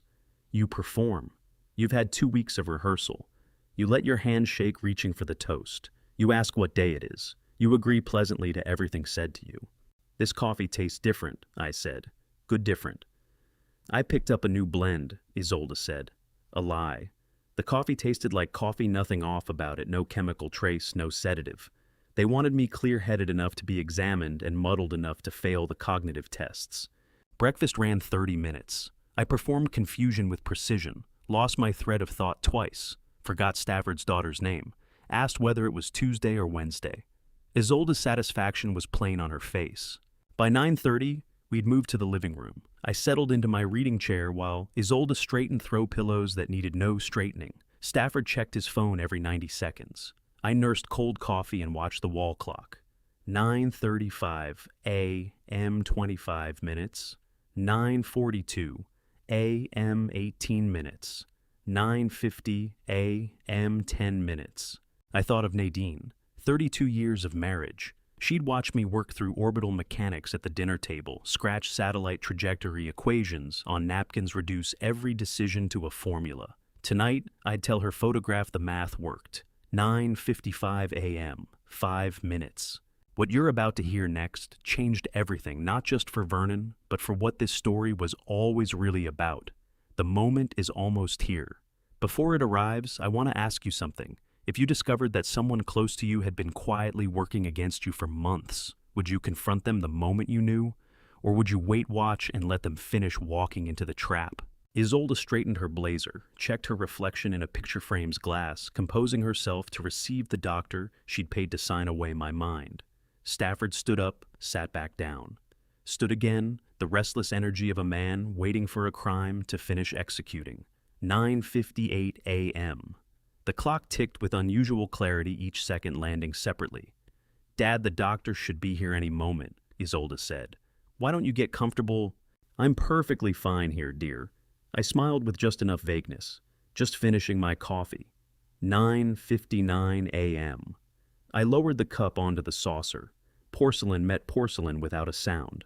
My hands, even my pulse, unhurried, an engineer awaiting a system to run exactly as designed. 30 years plotting satellite trajectories had taught me one thing above all else. Once the orbit is calculated, the mathematics confirmed, every variable accounted for, you step back and let physics execute. No act of will bends gravity. You either did the math right or you didn't. And if you did, the satellite arrives at its destination at the predicted second, not a moment sooner or later. 52 floors below through the window, I couldn't make out Lieutenant Duvane's unmarked vehicles. But I knew precisely where they were, positioned since 9:45 a.m. 3 officers signed arrest warrants, waiting for a man in a white coat to cross the lobby so they could follow him up. Isolde repositioned a throw pillow for the 3rd time.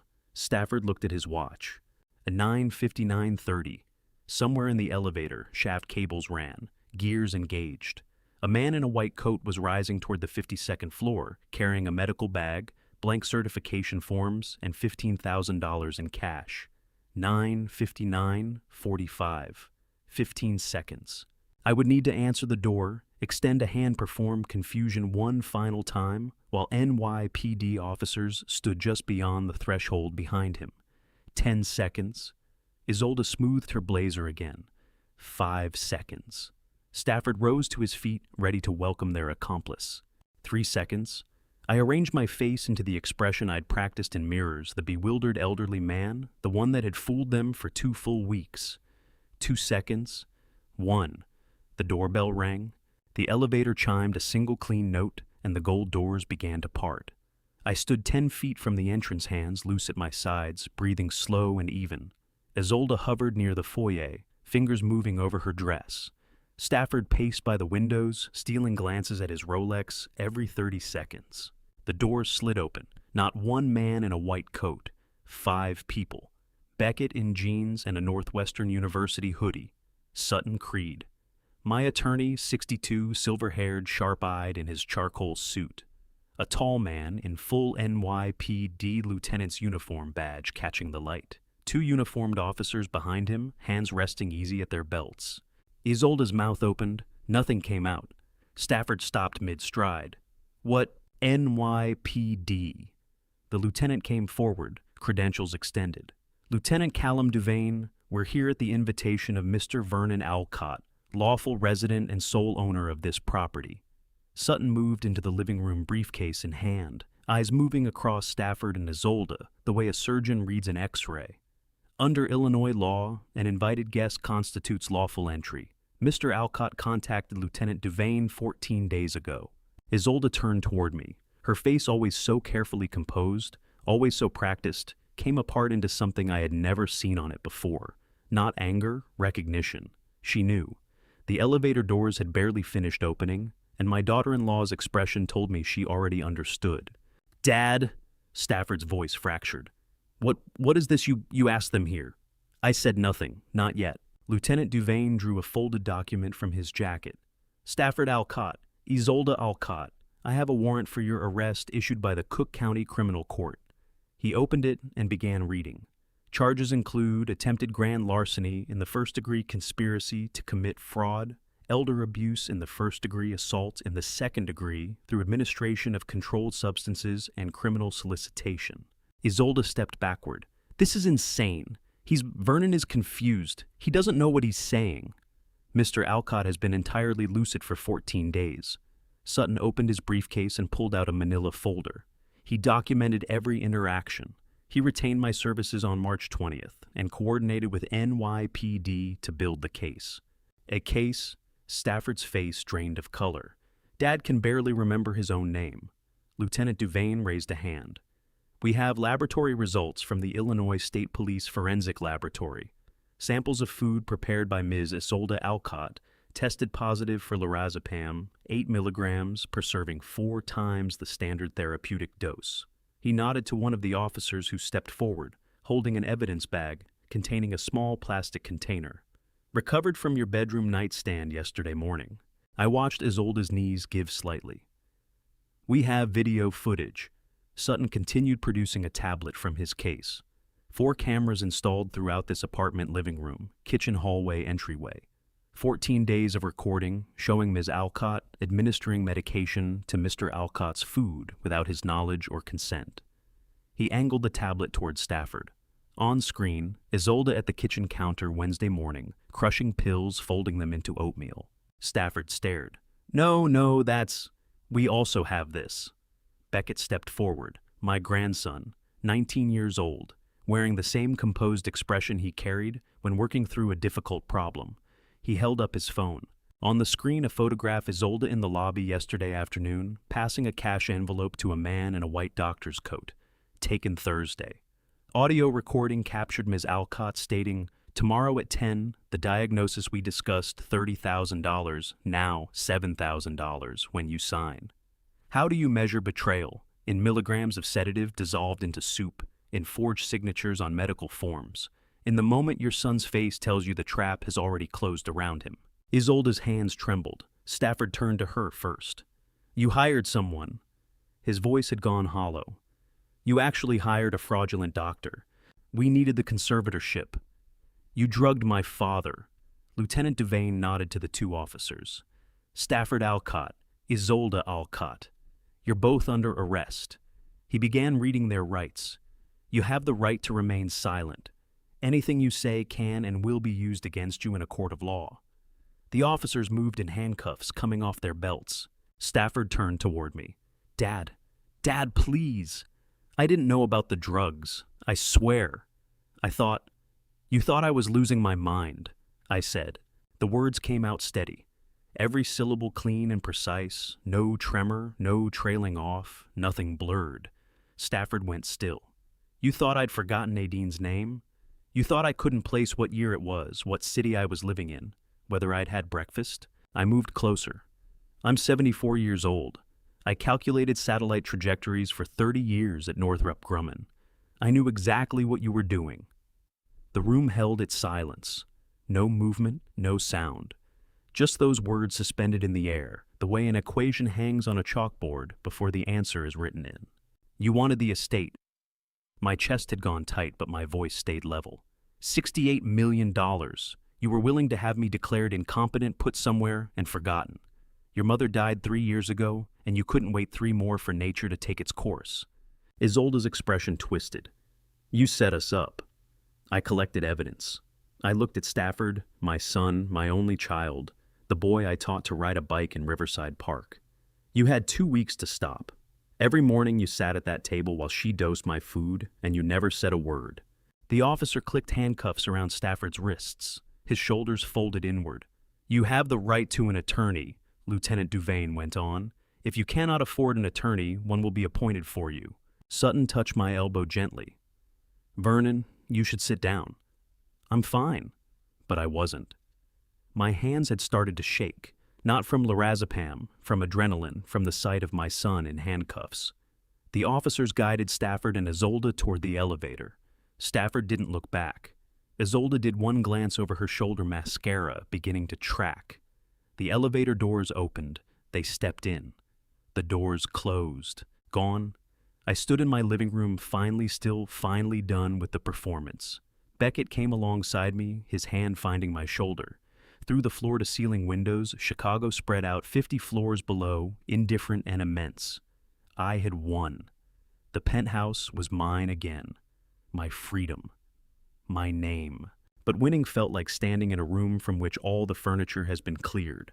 Watching your own child understand the full weight of what he did is a particular kind of pain that has no clean name.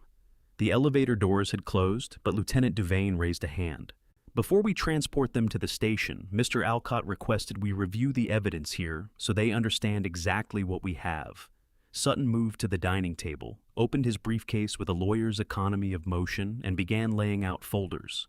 Stafford and Isolde stood in handcuffs near the windows, 2 officers flanking them.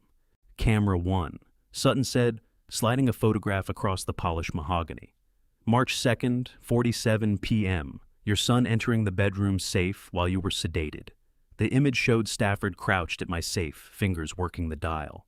Camera 2, same day, 3:12 p.m., searching the desk drawers. A second photograph, Stafford going through my desk. Stafford's face went gray. Sutton continued methodical, unhurried. March 18th, March 22nd, April 3rd. Each time Ms. Alcott dosed your coffee, Mr. Alcott searched another part of the apartment. He arranged 12 photographs in a clean grid across the table, yellow timestamps in the corner of each one. Lieutenant Duvain stepped up, holding a folder bearing the NYPD seal. Lab results from the Illinois State Police forensic laboratory analysis of 5 food and beverage samples collected between April 28th and May 10th. Soup, oatmeal, and coffee submitted across multiple dates. He opened the report.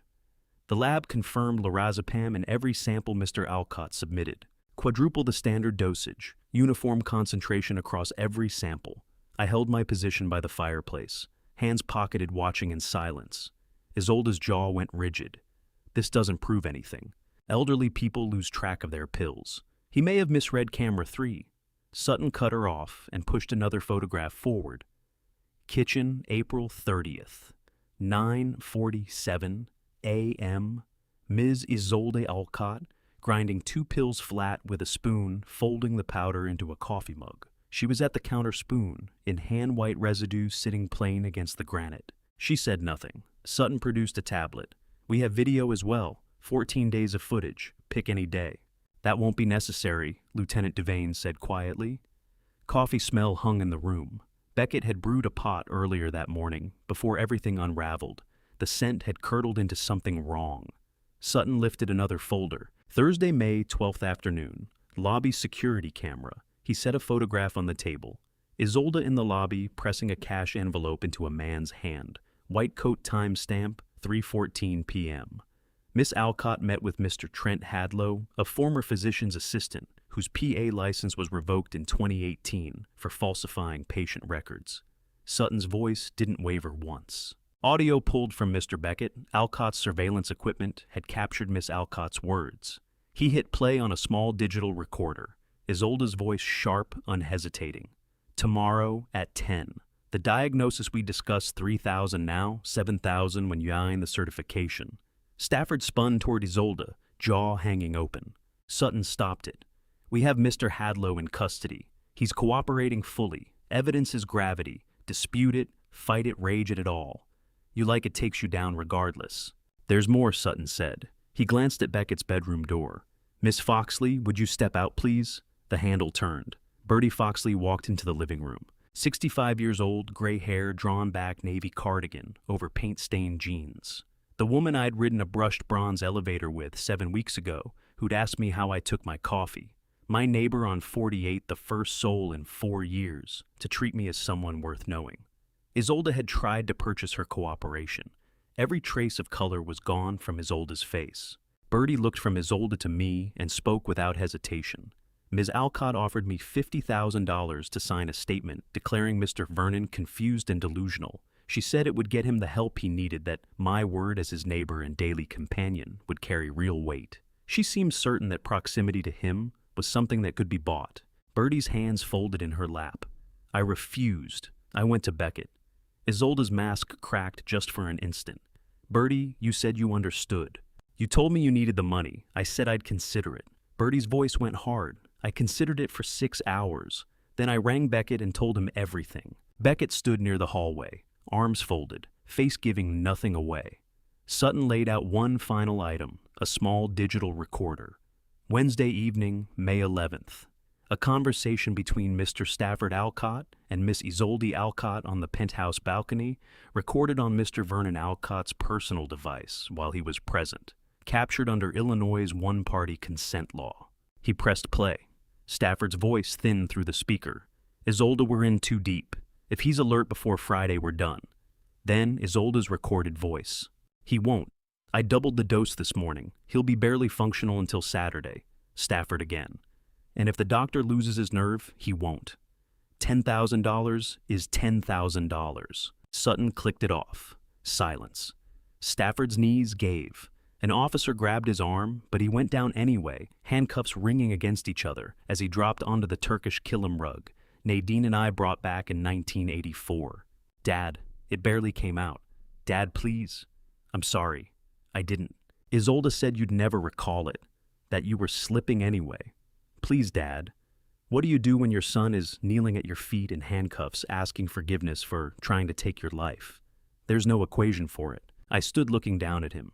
My son. The child I'd taught to throw a baseball in Central Park. The boy who wept the day Nadine died. Please, Stafford breathed. Isolde stood rigid spine, straight mask back in place. You don't understand. That money was always meant for us. You and Mom, you stockpiled it, lived as if those millions weren't even there. Your mother would have forgiven you, I said. My voice came out drained, tired. I spent decades calculating trajectories for satellites. I can't calculate this. Something in Isolde's expression cold, fortified, fractured. Just slightly, just enough. For 1 second, I didn't see the woman who had been drugging my coffee. I saw the young woman I'd once welcomed as a daughter, exposed, frightened, afraid I'd withdraw my love. Then it was gone. Lieutenant Duvain nodded to the officers. Time to go. They brought Stafford up from the floor. Isolde stayed straight, mask refitted, but her eyes caught mine for a single moment, and I saw my daughter at 8 years old, caught taking cookies, terrified I'd stop loving her. Then the officers steered them toward the elevator, and the moment closed. The doors opened. Stafford went in unsteadily, shoulders shaking. Isolde entered with her chin high. The doors shut. The legal system had them now. I should be clear this moment. The documents came before the evidence review, before Sutton's photographs were on the table, before the balcony recording played. Stafford and Isolde were still standing free in my living room. I walked across toward them. Steady legs, still hands. I drew from my jacket pocket the property transfer documents Sutton had prepared weeks earlier, the papers Stafford believed I had signed, the ones meant to make him co-owner of this penthouse. I raised them. His eyes locked on immediately. Then I split them down the middle. The sound of it rang through the quiet room. I kept tearing until the pieces were small. White fragments settled across the Turkish kilim rug Nadine and I brought back in 1984, like confetti at a burial. Stafford's face drained white. 4 years ago, you stopped coming, I said.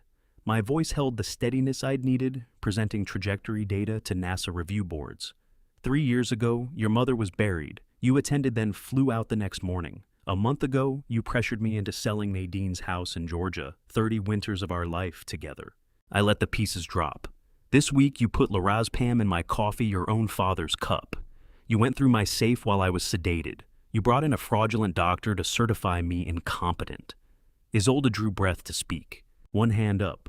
I let you believe I'd accepted your remorse, I said. I needed to see how far you were willing to go. Today I have my answer. I turned to face Lieutenant Duvain, putting my back to Stafford. Remove them. I don't have a son and daughter-in-law who do this. Silence. Then boots on the floor as officers moved. No. Stafford's voice broke. No, Dad, please! The first cuff snapped onto Isolde's wrist. She pulled hard, but the officer held. Second click, both wrists locked. Stafford, this falls on you. Isolde's voice climbed, unraveling. You swore he'd never find out. You said it was safe. You said, Isolde, stop. You made me a promise. You said your father's mind was going, that we could. The officer stepped to Stafford. First cuff clicked. His knees buckled. He sagged into the officer beside him, who kept him upright. Second cuff closed. Beckett. Stafford's voice broke into sobs. Beckett, talk to your grandfather. Tell him we love him. Tell him we're sorry. Tell him. Beckett hadn't moved from the hallway, arms still crossed. 19 years old. My grandson, the only one who chose me. He stepped forward. I never thought you were capable of this, Grandpa Beckett said, then steadied himself. His voice held level, but the tremor under it was plain. I never believed my own parents could be so cruel. Stafford's face crumpled. Beckett, we're your parents. You drugged him. Beckett's hands balled into fists. You tried to take his home. You were going to have him locked away and forgotten. We weren't. I recorded everything. I handed it all to Lieutenant Devane. I chose. Those words sat in the air like smoke. Is it justice when it arrives, tasting of grief? Is it victory when all you win is silence? Isolde screamed wordless pure fury. She threw herself at Beckett. The handcuffs snapped her back. The officer caught her shoulder. You turned on your own parents. You betrayed your father-in-law. Beckett came straight back. You drugged him. You miss Alcott enough. Lieutenant Duvane's voice cut through everything. Officers escort them out. 2 officers closed in one on each side. Stafford couldn't walk. His legs had nothing left. The officer half carried him to the elevator. Isolde moved on her own spine-locked chin up, but mascara had run down her face. The elevator opened.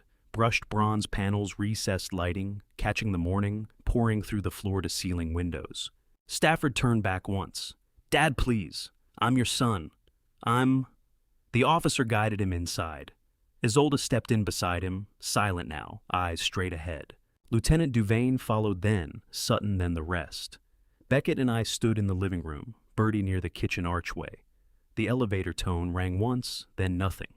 Chicago spread beyond the glass 8 million people, and I had just cut my son out of my life. The doors closed. Gone. Silence settled over the penthouse. No voices, no movement, only the low thrum of the HVAC and the sound of 2 people breathing. Bertie came across the room without a word and set one hand on my shoulder, gentle and deliberate. You did the right thing, Mr. Alcott, she said. The only thing. I couldn't say more. Beckett hadn't moved from the hallway, entrance eyes fixed on the closed elevator doors. His face looked emptied out, too young to be carrying what was on it. Grandpa, he whispered. I opened my arms. He covered the distance in 3 strides and came hard into my chest. His shoulders shook. I held him. My grandson, my ally. The one who chose loyalty when his parents chose money. I'm here, he said into my shoulder. I'm staying. The weight of him felt real, solid.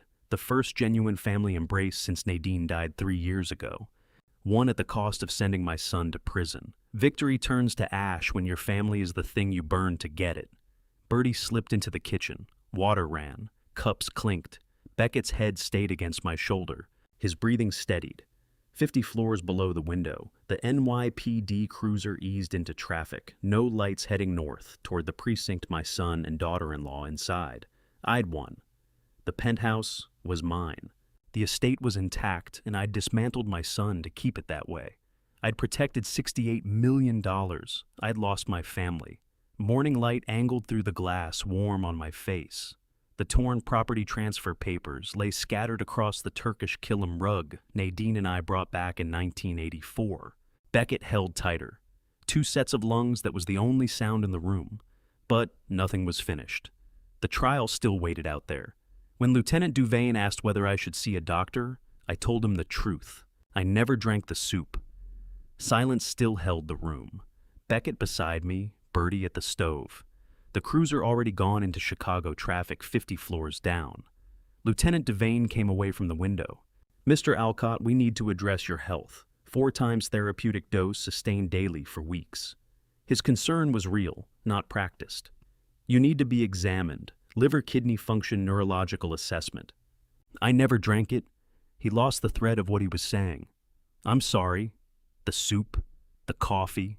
I pulled my shoulders back. Bedroom flower pot every night. Go check if you like, that oak seedling is probably dead. Nobody spoke. Even Bertie went still. Sutton crossed the room in 3 steps. You knew from day one, playing impaired while you were completely lucid, from the very first bowl. I walked to the dining table and sat. Sutton had come to me the night before they moved in and laid out exactly what to watch for. Prescription sedatives dissolved into liquid nearly tasteless, except for a faint bitterness that settled at the back of the throat. The soup was off. Too clear, too thin, real cooking leaves, cloudiness behind. I took 1 sip, felt a slight loosening at the edges of my thinking. 20 minutes later, and had everything I needed to know. After that, every dose went into the flower pot or down the bathroom sink. I was collecting evidence instead. You tipped it into a plant. Lieutenant Duvane's voice went flat. For 2 weeks, 14 days. The soup went into the oak seedling about 8 ounces nightly. The coffee I emptied down the bathroom drain while Isolde wasn't watching, then refilled the mug from the tap. I held up my hands and looked at them. Rock steady, no tremor. Every stumble, every blank stare, every slurred syllable constructed. Beckett stared at me. Grandpa, the whole confused act. It was calculated. Nadine spent 20 years in community theater. She taught me timing, how to mark your position, how to make a room of people believe what they're seeing. Sutton lowered himself into the chair across from me. His professional composure gave slightly at the edges. That means you were never actually impaired. Every muddled word, every name I let slip from memory. All deliberate. I held his gaze. I needed proof. Not only that I was being dosed, I needed to establish intent. Go at them too soon, and they deny everything that close ranks. So I held the act in place, built the record, and let them feel confident they were winning. How long can you keep that up? Sit across from your children, drink what looks like drugged coffee, tip the soup into a plant, and keep the face of someone who doesn't know what's being done to them. Lieutenant Duvane had his phone out entering notes. This rewrites the prosecution's entire narrative. You ran the whole trap with a clear head. That's a cold thing. Mr. Alcott, that's not cold, that's engineering. Variables, constants, outcomes you projected in advance. I set my hands flat on the table. They came after everything I built. I kept records. Sutton's phone buzzed. He read the screen and his expression changed. We've got another problem. Stafford and Isolde would have lawyers inside of hours. The defense angle would be predictable. I was paranoid, delusional, mentally unfit to control my own estate. They'd likely push for an emergency asset freeze and request psychiatric evaluation. Beckett moved close to my chair. Can they actually do that? A judge might grant a temporary freeze on flight risk or asset dissipation grounds. Sutton looked straight at me. We have roughly 48 hours before a hearing. After that, everything could be locked. The Bitcoin, I said low. Exactly, he leaned forward. Those are your assets. You have every legal right to move them. But the window closes the moment a freeze order drops. We go now. I stood. Beckett office. We need the computer. He was already moving down the hall. Sutton followed. Lieutenant Duvane stayed back with Bertie. My office shelves, floor-to-ceiling mahogany desk, triple monitors I'd configured the week Harlan first sat me down and walked me through cryptocurrency. Beckett rolled the chair out. I sat. Password system awake, wallet application, opened the one Harlan had set me up with. Grandpa, we move the Bitcoin now. New wallet, new seed phrase. Old one gets zeroed out. I know. My fingers were already moving. Harlan had left me written instructions. 30 years of patience behind them. Now, we move in 4 minutes. Sutton stood at my shoulder watching the screen. Walk me through it. Current wallet holds Bitcoin worth approximately $15 million, I said. We generate a new one, new seed phrase, 24 words chosen by the software. Full balance transfers over. Old wallet ends up empty. And if they freeze that old address, they freeze nothing. An empty vault. I pulled up the creation screen. Court orders don't reach Bitcoin. It's mathematics. It doesn't respond to filings. Private key controls the funds. New key, new control. Sutton nodded. And this is legal. Beckett grabbed a notepad. I'll write down the new seed phrase. Memorize it, then destroy the paper. The software produced 24 words. Plain English randomly drawn, elephant whisper, mountain bronze. I copied them by hand. Beckett entered them into encrypted storage. I checked each word twice. Ready. Beckett's hand settled over the mouse. Transfer. 40 minutes. That's what it took initiating the transaction, broadcasting to the network, then watching block confirmations climb one at a time. The sum doesn't speed anything up, and neither does urgency. The network keeps its own time. Roughly 10 minutes per block, 6 confirmations before a transfer. This size is considered final. Beckett watched the screen. I watched the door. The cold wallet was smaller than a phone, weighed almost nothing. Harlan's legacy. $15 million held in mathematics. Nadine never would have followed the mechanics, but she'd have trusted it without question because Harlan worked it out. The screen updated. Old wallet 0.000000000 BTC. New wallet at full balance. Transfer complete, Beckett said quietly. Old wallet at zero. New wallet secured with a new 24-word phrase. Sutton let out a measured breath. A freeze on the old address hits empty air. He straightened. Perfectly legal. Your funds, your right to manage them. I turned the cold wallet in my palm, no bigger than a thumb, maybe 80 grams. Harlan had given 30 years to Alaska chasing gold. Frozen nights punishing labor relationships that didn't survive it all for yellow metal you could hold. He found something that made all of it look primitive. Digital gold that fits in your palm. Harlan, I said softly, you spent 30 years calculating. You found what the Alaska prospectors never could. Digital gold that fits in your palm. Beckett backed the encrypted seed phrase up to 3 separate locations. I folded the handwritten sheet. Goes in my wallet. We came back to the living room. Sutton latched his briefcase. Lieutenant Devane shook his head slowly, something between respect and discomfort on his face. Beckett looked at me, the way you look at someone you thought you knew. I'd kept everything intact. I'd deceived everyone around me, including the ones who came to help. But the legal fight was only getting started. My face was already on the morning news, and I'd never felt so thoroughly unseen. The arrest had been on a Friday. By Saturday morning, media vehicles packed the street below. White satellite trucks, end-to-end cameramen on the sidewalk, correspondents recording stand-ups with Harbor Crown Tower gleaming behind them. Chicago's most shocking elder abuse case. The Chiron Red. A 74-year-old aerospace engineer, a 52-floor trap, 2 arrests. My phone ran constantly. I left it on the dining table, sound off, watching it light up every 30 seconds. Instead, I went to the 48th floor balcony with Bertie, coffee in my hands. Real coffee, nothing dissolved in it, bitter the way it should be, and watched Chicago pass through early June sunshine. The news trucks are still down there, Bertie said. She'd taken the chair Nadine always used, the Chicago Tribune crossword puzzle, open across her knee. Are you all right, Mr. Alcott? I drank. The air carried what it always carries in summer-baked concrete, layered exhaust, a thread of jasmine from some window unit nearby. This is the first morning in 4 years I've been truly all right, I said. That's odd, isn't it? Bertie's pencil stopped mid-word. She looked up at me, really looked the way Nadine used to when she sensed I needed to talk, but was waiting for me to begin. 4 years since Stafford stopped coming around. 4 years since I'd stopped feeling safe inside my own home. I set the coffee down. He showed up again about a month ago. For a moment, I let myself think maybe something had shifted in him. Then I tasted the coffee and I knew. Bertie's pencil moved against the page again. 7-letter word for freedom starts with R. I turned it over in my mind. Beneath us, Chicago spread in every direction. 8 million people heading to work, grabbing coffee, quarreling with cab drivers, living out lives that had nothing to do with fathers and sons and betrayal. Release, I said. She filled it in. Perfect fit. The first real peace I'd felt in years didn't come from winning or from wealth protected. It came from sitting on a balcony with Bertie working a crossword puzzle, something completely ordinary that Stafford and Isolde had taken from me without ever knowing it. The phone on the table inside kept lighting up. I left it alone. Bertie's pencil scratched on. Seagulls cut between the buildings. Below Chicago kept moving 8 million lives that didn't pause because mine had come apart. A week after that, the phone rang from an unknown number. Caller ID read, Cook County Jail. I stared at the screen. Beckett was up at Northwestern for summer classes. Bertie had already left for the day. I was alone in the penthouse 50 floors above Chicago, holding a phone that connected to a jail cell holding my son. I almost let it go to voicemail. Then I pressed the green button. An automated voice, flat, female, indifferent.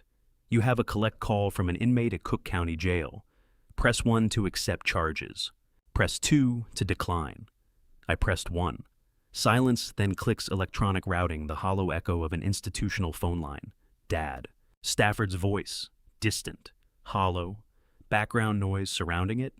Metal doors, clanging men, calling out in Spanish, the constant drone of a detention facility. It's me. I've got 5 minutes. I stood at the window looking down over the city. Somewhere out there north and east across the river, Stafford stood in an orange jumpsuit gripping a receiver scratched with graffiti. I'm listening, I said. Silence, not dead air, but breathing. Stafford steadying himself. I don't even know why I called, he said finally. Sutton says I shouldn't be reaching out to you. My lawyer says it's a bad move, but I needed his voice broke. I needed to hear your voice. I said nothing. Isolde came up with the plan, Stafford said. The words came out fast, stumbling over each other. She showed me articles about conservatorships, elder care facilities, how families manage dementia. I didn't agree right away. I said no. But she kept at it, kept saying you'd lose track of us anyway. That dementia patients don't recognize their own children, that we were just securing what would eventually be ours. Cars honked 50 floors below. Sunlight slanted through the glass and settled warm on my face. I only went along because I was terrified of being broke at 47. Stafford went on. I'm a hedge fund analyst who hasn't had a winning quarter in 3 years. Our apartment runs $8,000 a month. Beckett's tuition is $70,000 a year, and you're sitting on? He stopped himself. I know that's not an excuse, Dad. I know. Is forgiveness even necessary between a father and son when the trust has been destroyed? Or is honest distance worth more than a reconciliation that isn't real? I heard you, I said quietly. I don't know whether forgiveness is what we need right now. But I want you to understand, I don't hate you. I just can't trust you anymore. The line went quiet. I could hear his breathing shallow, uneven. I understand, Stafford whispered. Click. The call was over. Silence.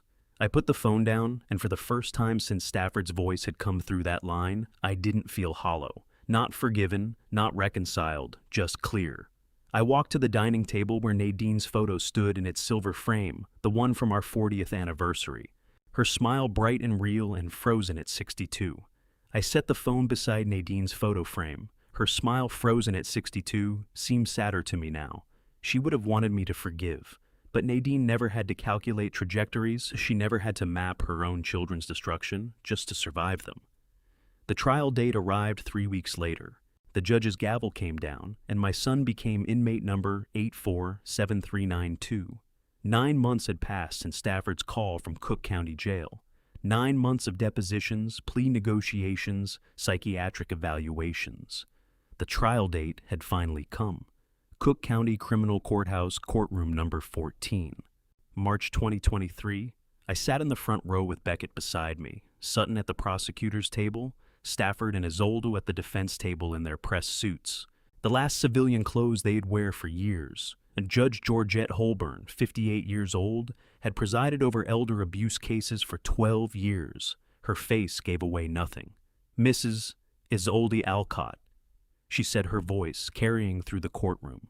The evidence establishes that you conceived, planned, and carried out the systematic drugging and exploitation of your father-in-law. You are sentenced to 6 years in state prison for elder abuse in the first-degree criminal fraud and reckless endangerment. Isolde's spine went rigid. 6 years. Mr. Stafford Alcott. Judge Holborn continued, your cooperation with prosecutors and your testimony against your wife have been noted. You did, however, willingly participate in drugging your father and in the attempt to take his estate. 2 years incarceration, plus 3 years supervised probation. Stafford's shoulders dropped. Isolde turned toward him and said something sharp I couldn't make out, but Beckett caught it from where she sat beside me. She said, this is your fault. You should have kept him confused longer. Beckett whispered. Even at sentencing, Isolde was still calculating. The gavel fell. My son walked toward the prison guards. I didn't feel victory. I felt finished.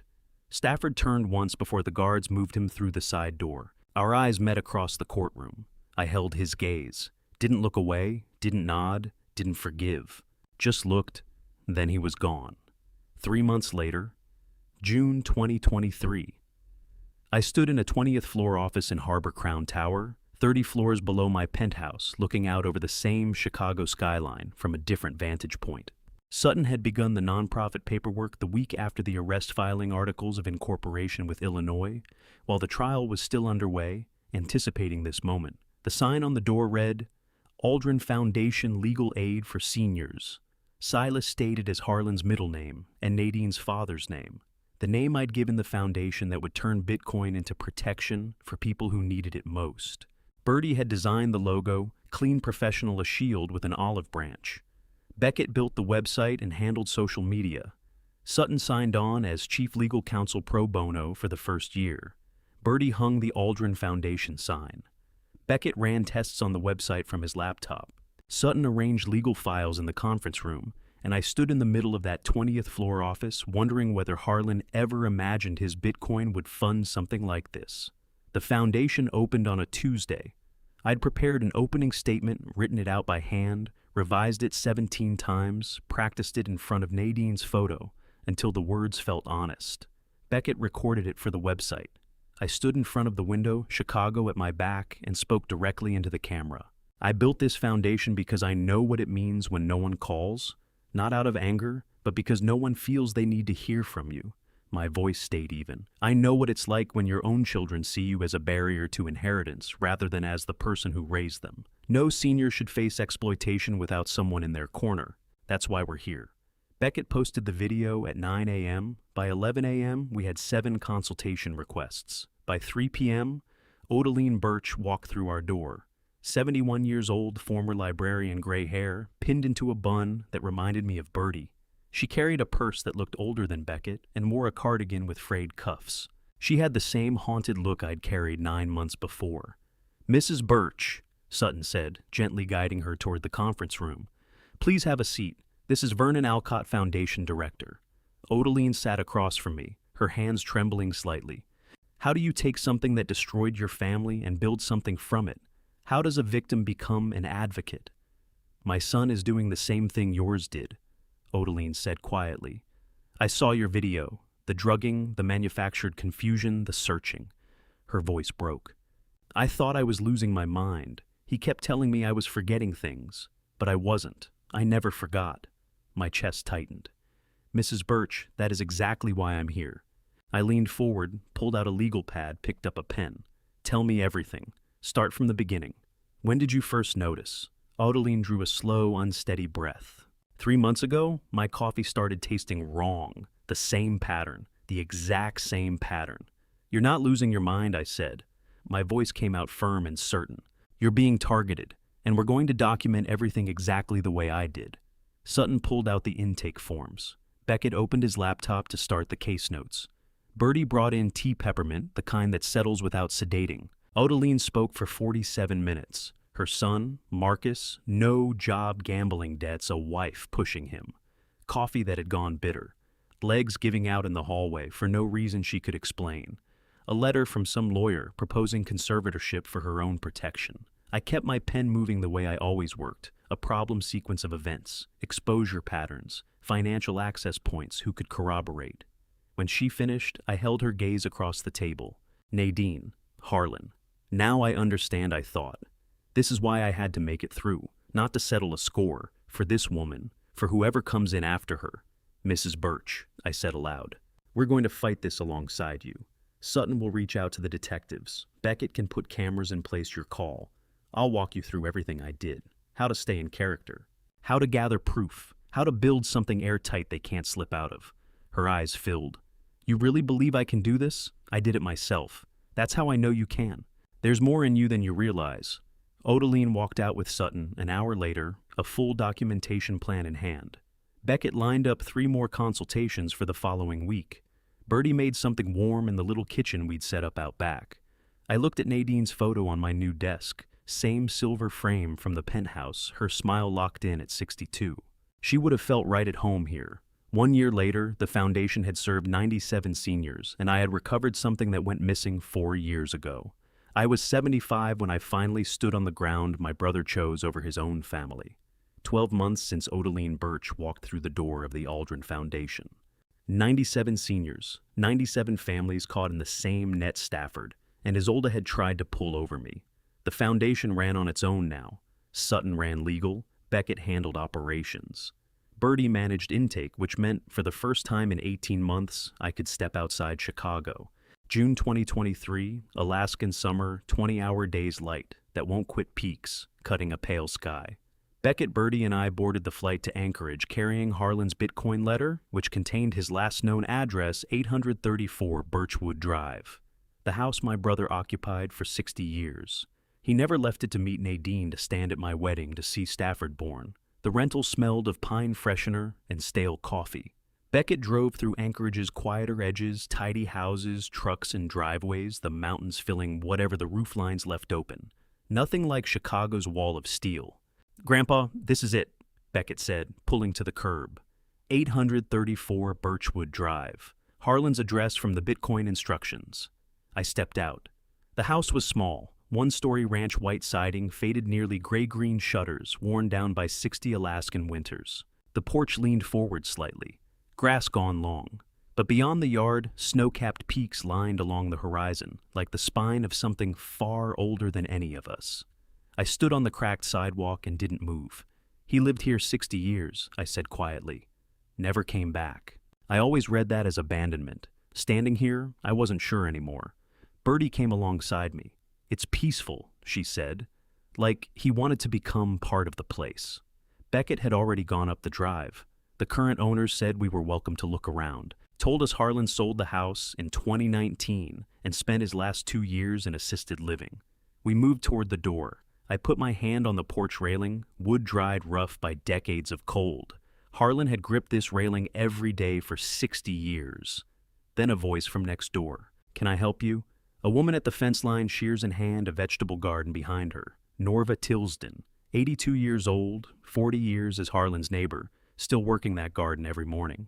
Sun hat, gardening gloves, a flannel shirt the summer hadn't convinced her to lose. "We're looking for information about Harlan Alcott." Said he was here through 2019. Her expression softened. "Harlan, yes. Are you family?" "His brother, from Georgia. Vernon." A smile. "He mentioned you constantly. Enormously proud of your aerospace career." Kept clippings, satellite launches, engineering awards. A tightness settled in my throat. "Harlan, that's the name everyone knew him by here. Kept to himself, but he wasn't a lonely man," Norva continued. "Tended his garden. Had an old retriever named Ledger who died in 2014. That backroom computer ran night and day. Talked about his brother all the time. So proud." Beckett had gone around the side toward the shed. "Is it still there?" I asked. "Locked, but the owner said I could hand over the key when someone came." Norva reached into her pocket and produced a small brass key. "Harlan put something aside for you. Asked me to hold this until a man named Vernon showed up." I took it, warm from her pocket. The shed stood at the back of the lot, boards gone silver, with age-one window, a padlock on the door. I fit the key in.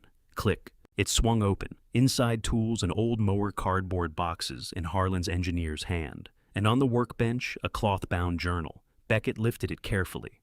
"Grandpa, the last entry." I turned to the final page. November 2021, a year before Harlan died. Beckett read it aloud. "I hope Vernon receives what I sent. Not money, but a chance to choose again. 60 years in this house, those mountains outside every morning. Harlan had mapped Bitcoin mining before most people knew what a computer could do. And through all of it, he'd carried me his brother in Georgia somewhere in his thinking. He always knew I whispered. He knew 60 years ago that I'd need a way out someday." Bertie's hand settled on my shoulder. "He handed you freedom at the exact moment you needed it." We flew back to Chicago 2 days later. The brushed bronze elevator panels opened at the 52nd floor, recessed lighting steady above. I walked into the penthouse floor-to-ceiling windows, the whole city spread out the home Stafford and Isolde had schemed to take. It sat differently on me now. I went to the study, opened the box from Alaska, Harlan's cloth-bound journal, a photograph him before those mountains, gray-haired and at ease. I put it on the wall, Nadine's photo on the left, her face at our 40th anniversary. Harlan's on the right, a brother I never met who saved me regardless. Nadine on the left, Harlan on the right, I said aloud. 32 years alongside one. Never a single day with the other. Both gave me everything. Bertie appeared in the doorway with a wrapped canvas. "I got the Alaska piece finished," she said. She pulled the paper away. Watercolor, 2 figures before Alaskan peaks. A tall man, an artist beside him, shoulders barely touching. "He's got your look," Bertie said softly. Same eyes, same way of holding himself. I looked at the watercolor, then at Harlan's photo, then at Nadine's smile. "We never shared a room," I said, "but Harlan understood me better than people who were with me every day. That's what family can mean, understanding that. Travels across distance. When does a place actually become home? When the deed is yours, when you fought to hold it, or when the right faces are finally on the walls, I hung Birdie's watercolor between Nadine and Harlan. 3 frames on the study wall, 2 of them gone, 1 still here. All 3 had a hand in getting me to this room. The penthouse finally felt like home. 3 bedrooms. Beckett used 1 for foundation work. The third stood empty, door open, afternoon light crossing the floor. 15 months of shared mornings through the arrest, the trial, the foundation's first cases, Alaska and Bertie Foxley had become the most constant presence in my life. Not a romance in any dramatic sense, something quieter, more durable. She showed up every single day without needing to be asked. She'd recorded Isolde's behavior in a notebook before she even understood why. She'd turned down $50,000 because she thought I was worth defending. 3 weeks ago, over black coffee on her balcony, she said simply, "I spend more time on 52 than 48. That third room is just sitting there." I hadn't argued. I knew what that empty room was saying. At midnight, I put pen to paper, and for the first time in 15 months, I wrote to my son. The third bedroom stayed empty, door open, afternoon light still moving across the floor. But that emptiness meant something different now. Not loss, possibility. Room for what hadn't arrived yet. Late August. The air conditioning pushed back against Chicago's heat. The desk lamp made a yellow circle on blank paper. Nadine's photo on the wall. Harlan beside her. Birdie's watercolor between them. What do you write to the son who put poison in your coffee? Dear Stafford, felt wrong. Dear inmate number 847392 felt like a weapon, so I wrote just Stafford. Then I stopped, stared at his name in my own hand. Same letters I'd put on birthday cards, graduation envelopes, wedding invitations. 15 months since the arrest. For the first time, the blank space below his name didn't feel like a wall. It felt like a door. I wrote, I went to Alaska in June, found Harlan's house, small ranch, mountains at its back. He left a journal. Last entry said he gave me a chance to choose again. I think I finally understand what he meant. My hand moved steadily across the page. An engineer's precision. Each word measured honest, free of performance. The Bitcoin was never only money. It was freedom. When you and Isolde drugged my coffee, when you rifled through my safe, when you brought in that phony doctor, I already had a way out you never knew about. Harlan gave me that 60 years ago, never imagining I'd one day need it. Not forgiveness, not judgment, just the truth. Beckett works at the foundation now, running day-to-day operations. Birdie designed our logo. She's the neighbor Isolde tried to pay off into silence. Sutton handles the legal cases. We've helped 97 seniors facing exactly what you tried to do to me. The ink kept flowing. Chicago hummed 52 floors below, somewhere north and east across the river. Stafford would read this in a cell in 3 days. I don't know what things will look like when you get out. I don't know if we'll speak, if we'll piece something back together, if you'll even want to lay eyes on me. But I want you to know I'm still here, still in good health, and for the first time in years, I am truly happy. I paused. 1 sentence left. Not because you were arrested, but because I finally chose myself. The ink dried against the paper. Stafford would receive this in 3 days. Read it in a cell. Maybe he'd understand, maybe not. But I had finally said what needed saying. I chose myself. I signed it, your father. Sealed the envelope, addressed it to Vandalia Correctional Center, set it on the desk for tomorrow's mail. 75 years old. For the first time in longer than I could name, I didn't feel like I was racing a clock. I felt like I was only just starting. 3 days later, on a late summer afternoon, I stood on the penthouse terrace. Chicago spread below me, rivers threading on both sides. Bridges stitching the neighborhoods together. 8 million lives moving through concrete and steel. The sky burned orange and yellow, the sun sliding toward the western skyline. Bertie sat in the corner chair, sketchpad open, pencil moving steadily across the page, drawing the skyline, drawing the light. She'd moved into the third bedroom 2 weeks earlier, not because I'd asked, but because she decided to. The room that had sat empty since Stafford's arrest finally held some purpose. Beckett stood at the railing phone, raised filming a promotional clip for the foundation. A 19-year-old computer science major, my grandson who chose me when his parents chose greed. The terrace smelled of summer hot metal railing, distant street food. Bertie's jasmine tea cooling on the side table. At what age do you finally learn to live for yourself? 75. Or is it not about age at all, just the moment you stop performing for people who only ever saw you as a bank account. Grandpa, Beckett said, swinging the camera my way. Say something for the foundation video. Tell people why you started this. I looked into the lens. I thought about Odeline Birch, about the 97 seniors we'd helped, about Stafford in his cell reading my letter. Because no one should face their sunset alone, I said. That was all. Beckett nodded and stopped recording. Bertie's pencil scratched across paper, soft, rhythmic, peaceful. A sound I'd come to love over the past year. The sound of someone creating beside me, not performing for me. I stood between them. To my left, the woman I met in a brushed bronze elevator when Isolde tried to buy her silence. To my right, the grandson who handed evidence to the police knowing it would bring his parents down.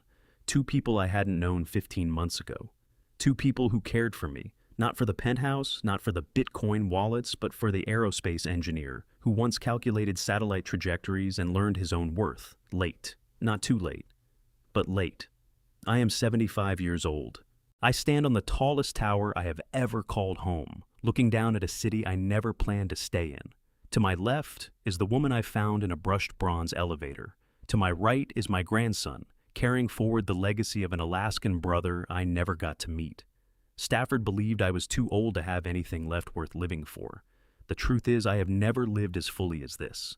And this sunset, it has long since ceased to be a solitary one. The sun dropped below Chicago's western edge, painting the river gold. Bertie's pencil went still. Beckett lowered his phone. For 5 seconds, 3 people stood in silence and watched the light soften into evening. Then Bertie's hand found mine. Warm. Real. Chosen. Beckett stepped to my other side, close enough that our shoulders touched. And I understood this was never about revenge. It was about finding the people who still see you when the light fades. The sky shifted from orange to purple to a deep settled blue.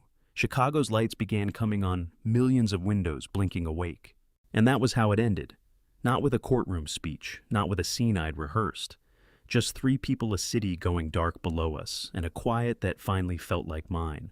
I've thought a great deal about what this season of my life cost me. It cost me the version of myself that kept making excuses for people who had long since stopped deserving them. It cost me the comfort of pretending that love on its own is enough to protect you. I believe God allowed me to go through every bit of it, not to break me, but to show me what I was still capable of building. That's a lesson I didn't expect to learn at 75. If this story gave you anything, let it give you these. Do not confuse loyalty with silence. Staying quiet while someone dismantles you is not devotion, it is surrender. If someone is performing patience around you, watch what they do when they think no one is recording. Your age is not your expiration date. Vernon started over at 75. The clock is not your enemy. And finally, the people worth keeping are the ones who show up before you ask, not after you've already won. These father stories matter. The dad's revenge you just heard isn't really about settling scores. It's about a man reclaiming his own life before it was taken from him by the people who were supposed to love him most. If that resonates with you, I hope you'll share this with someone who needs to hear it today. Leave a comment below. I read them, and your words genuinely mean something here.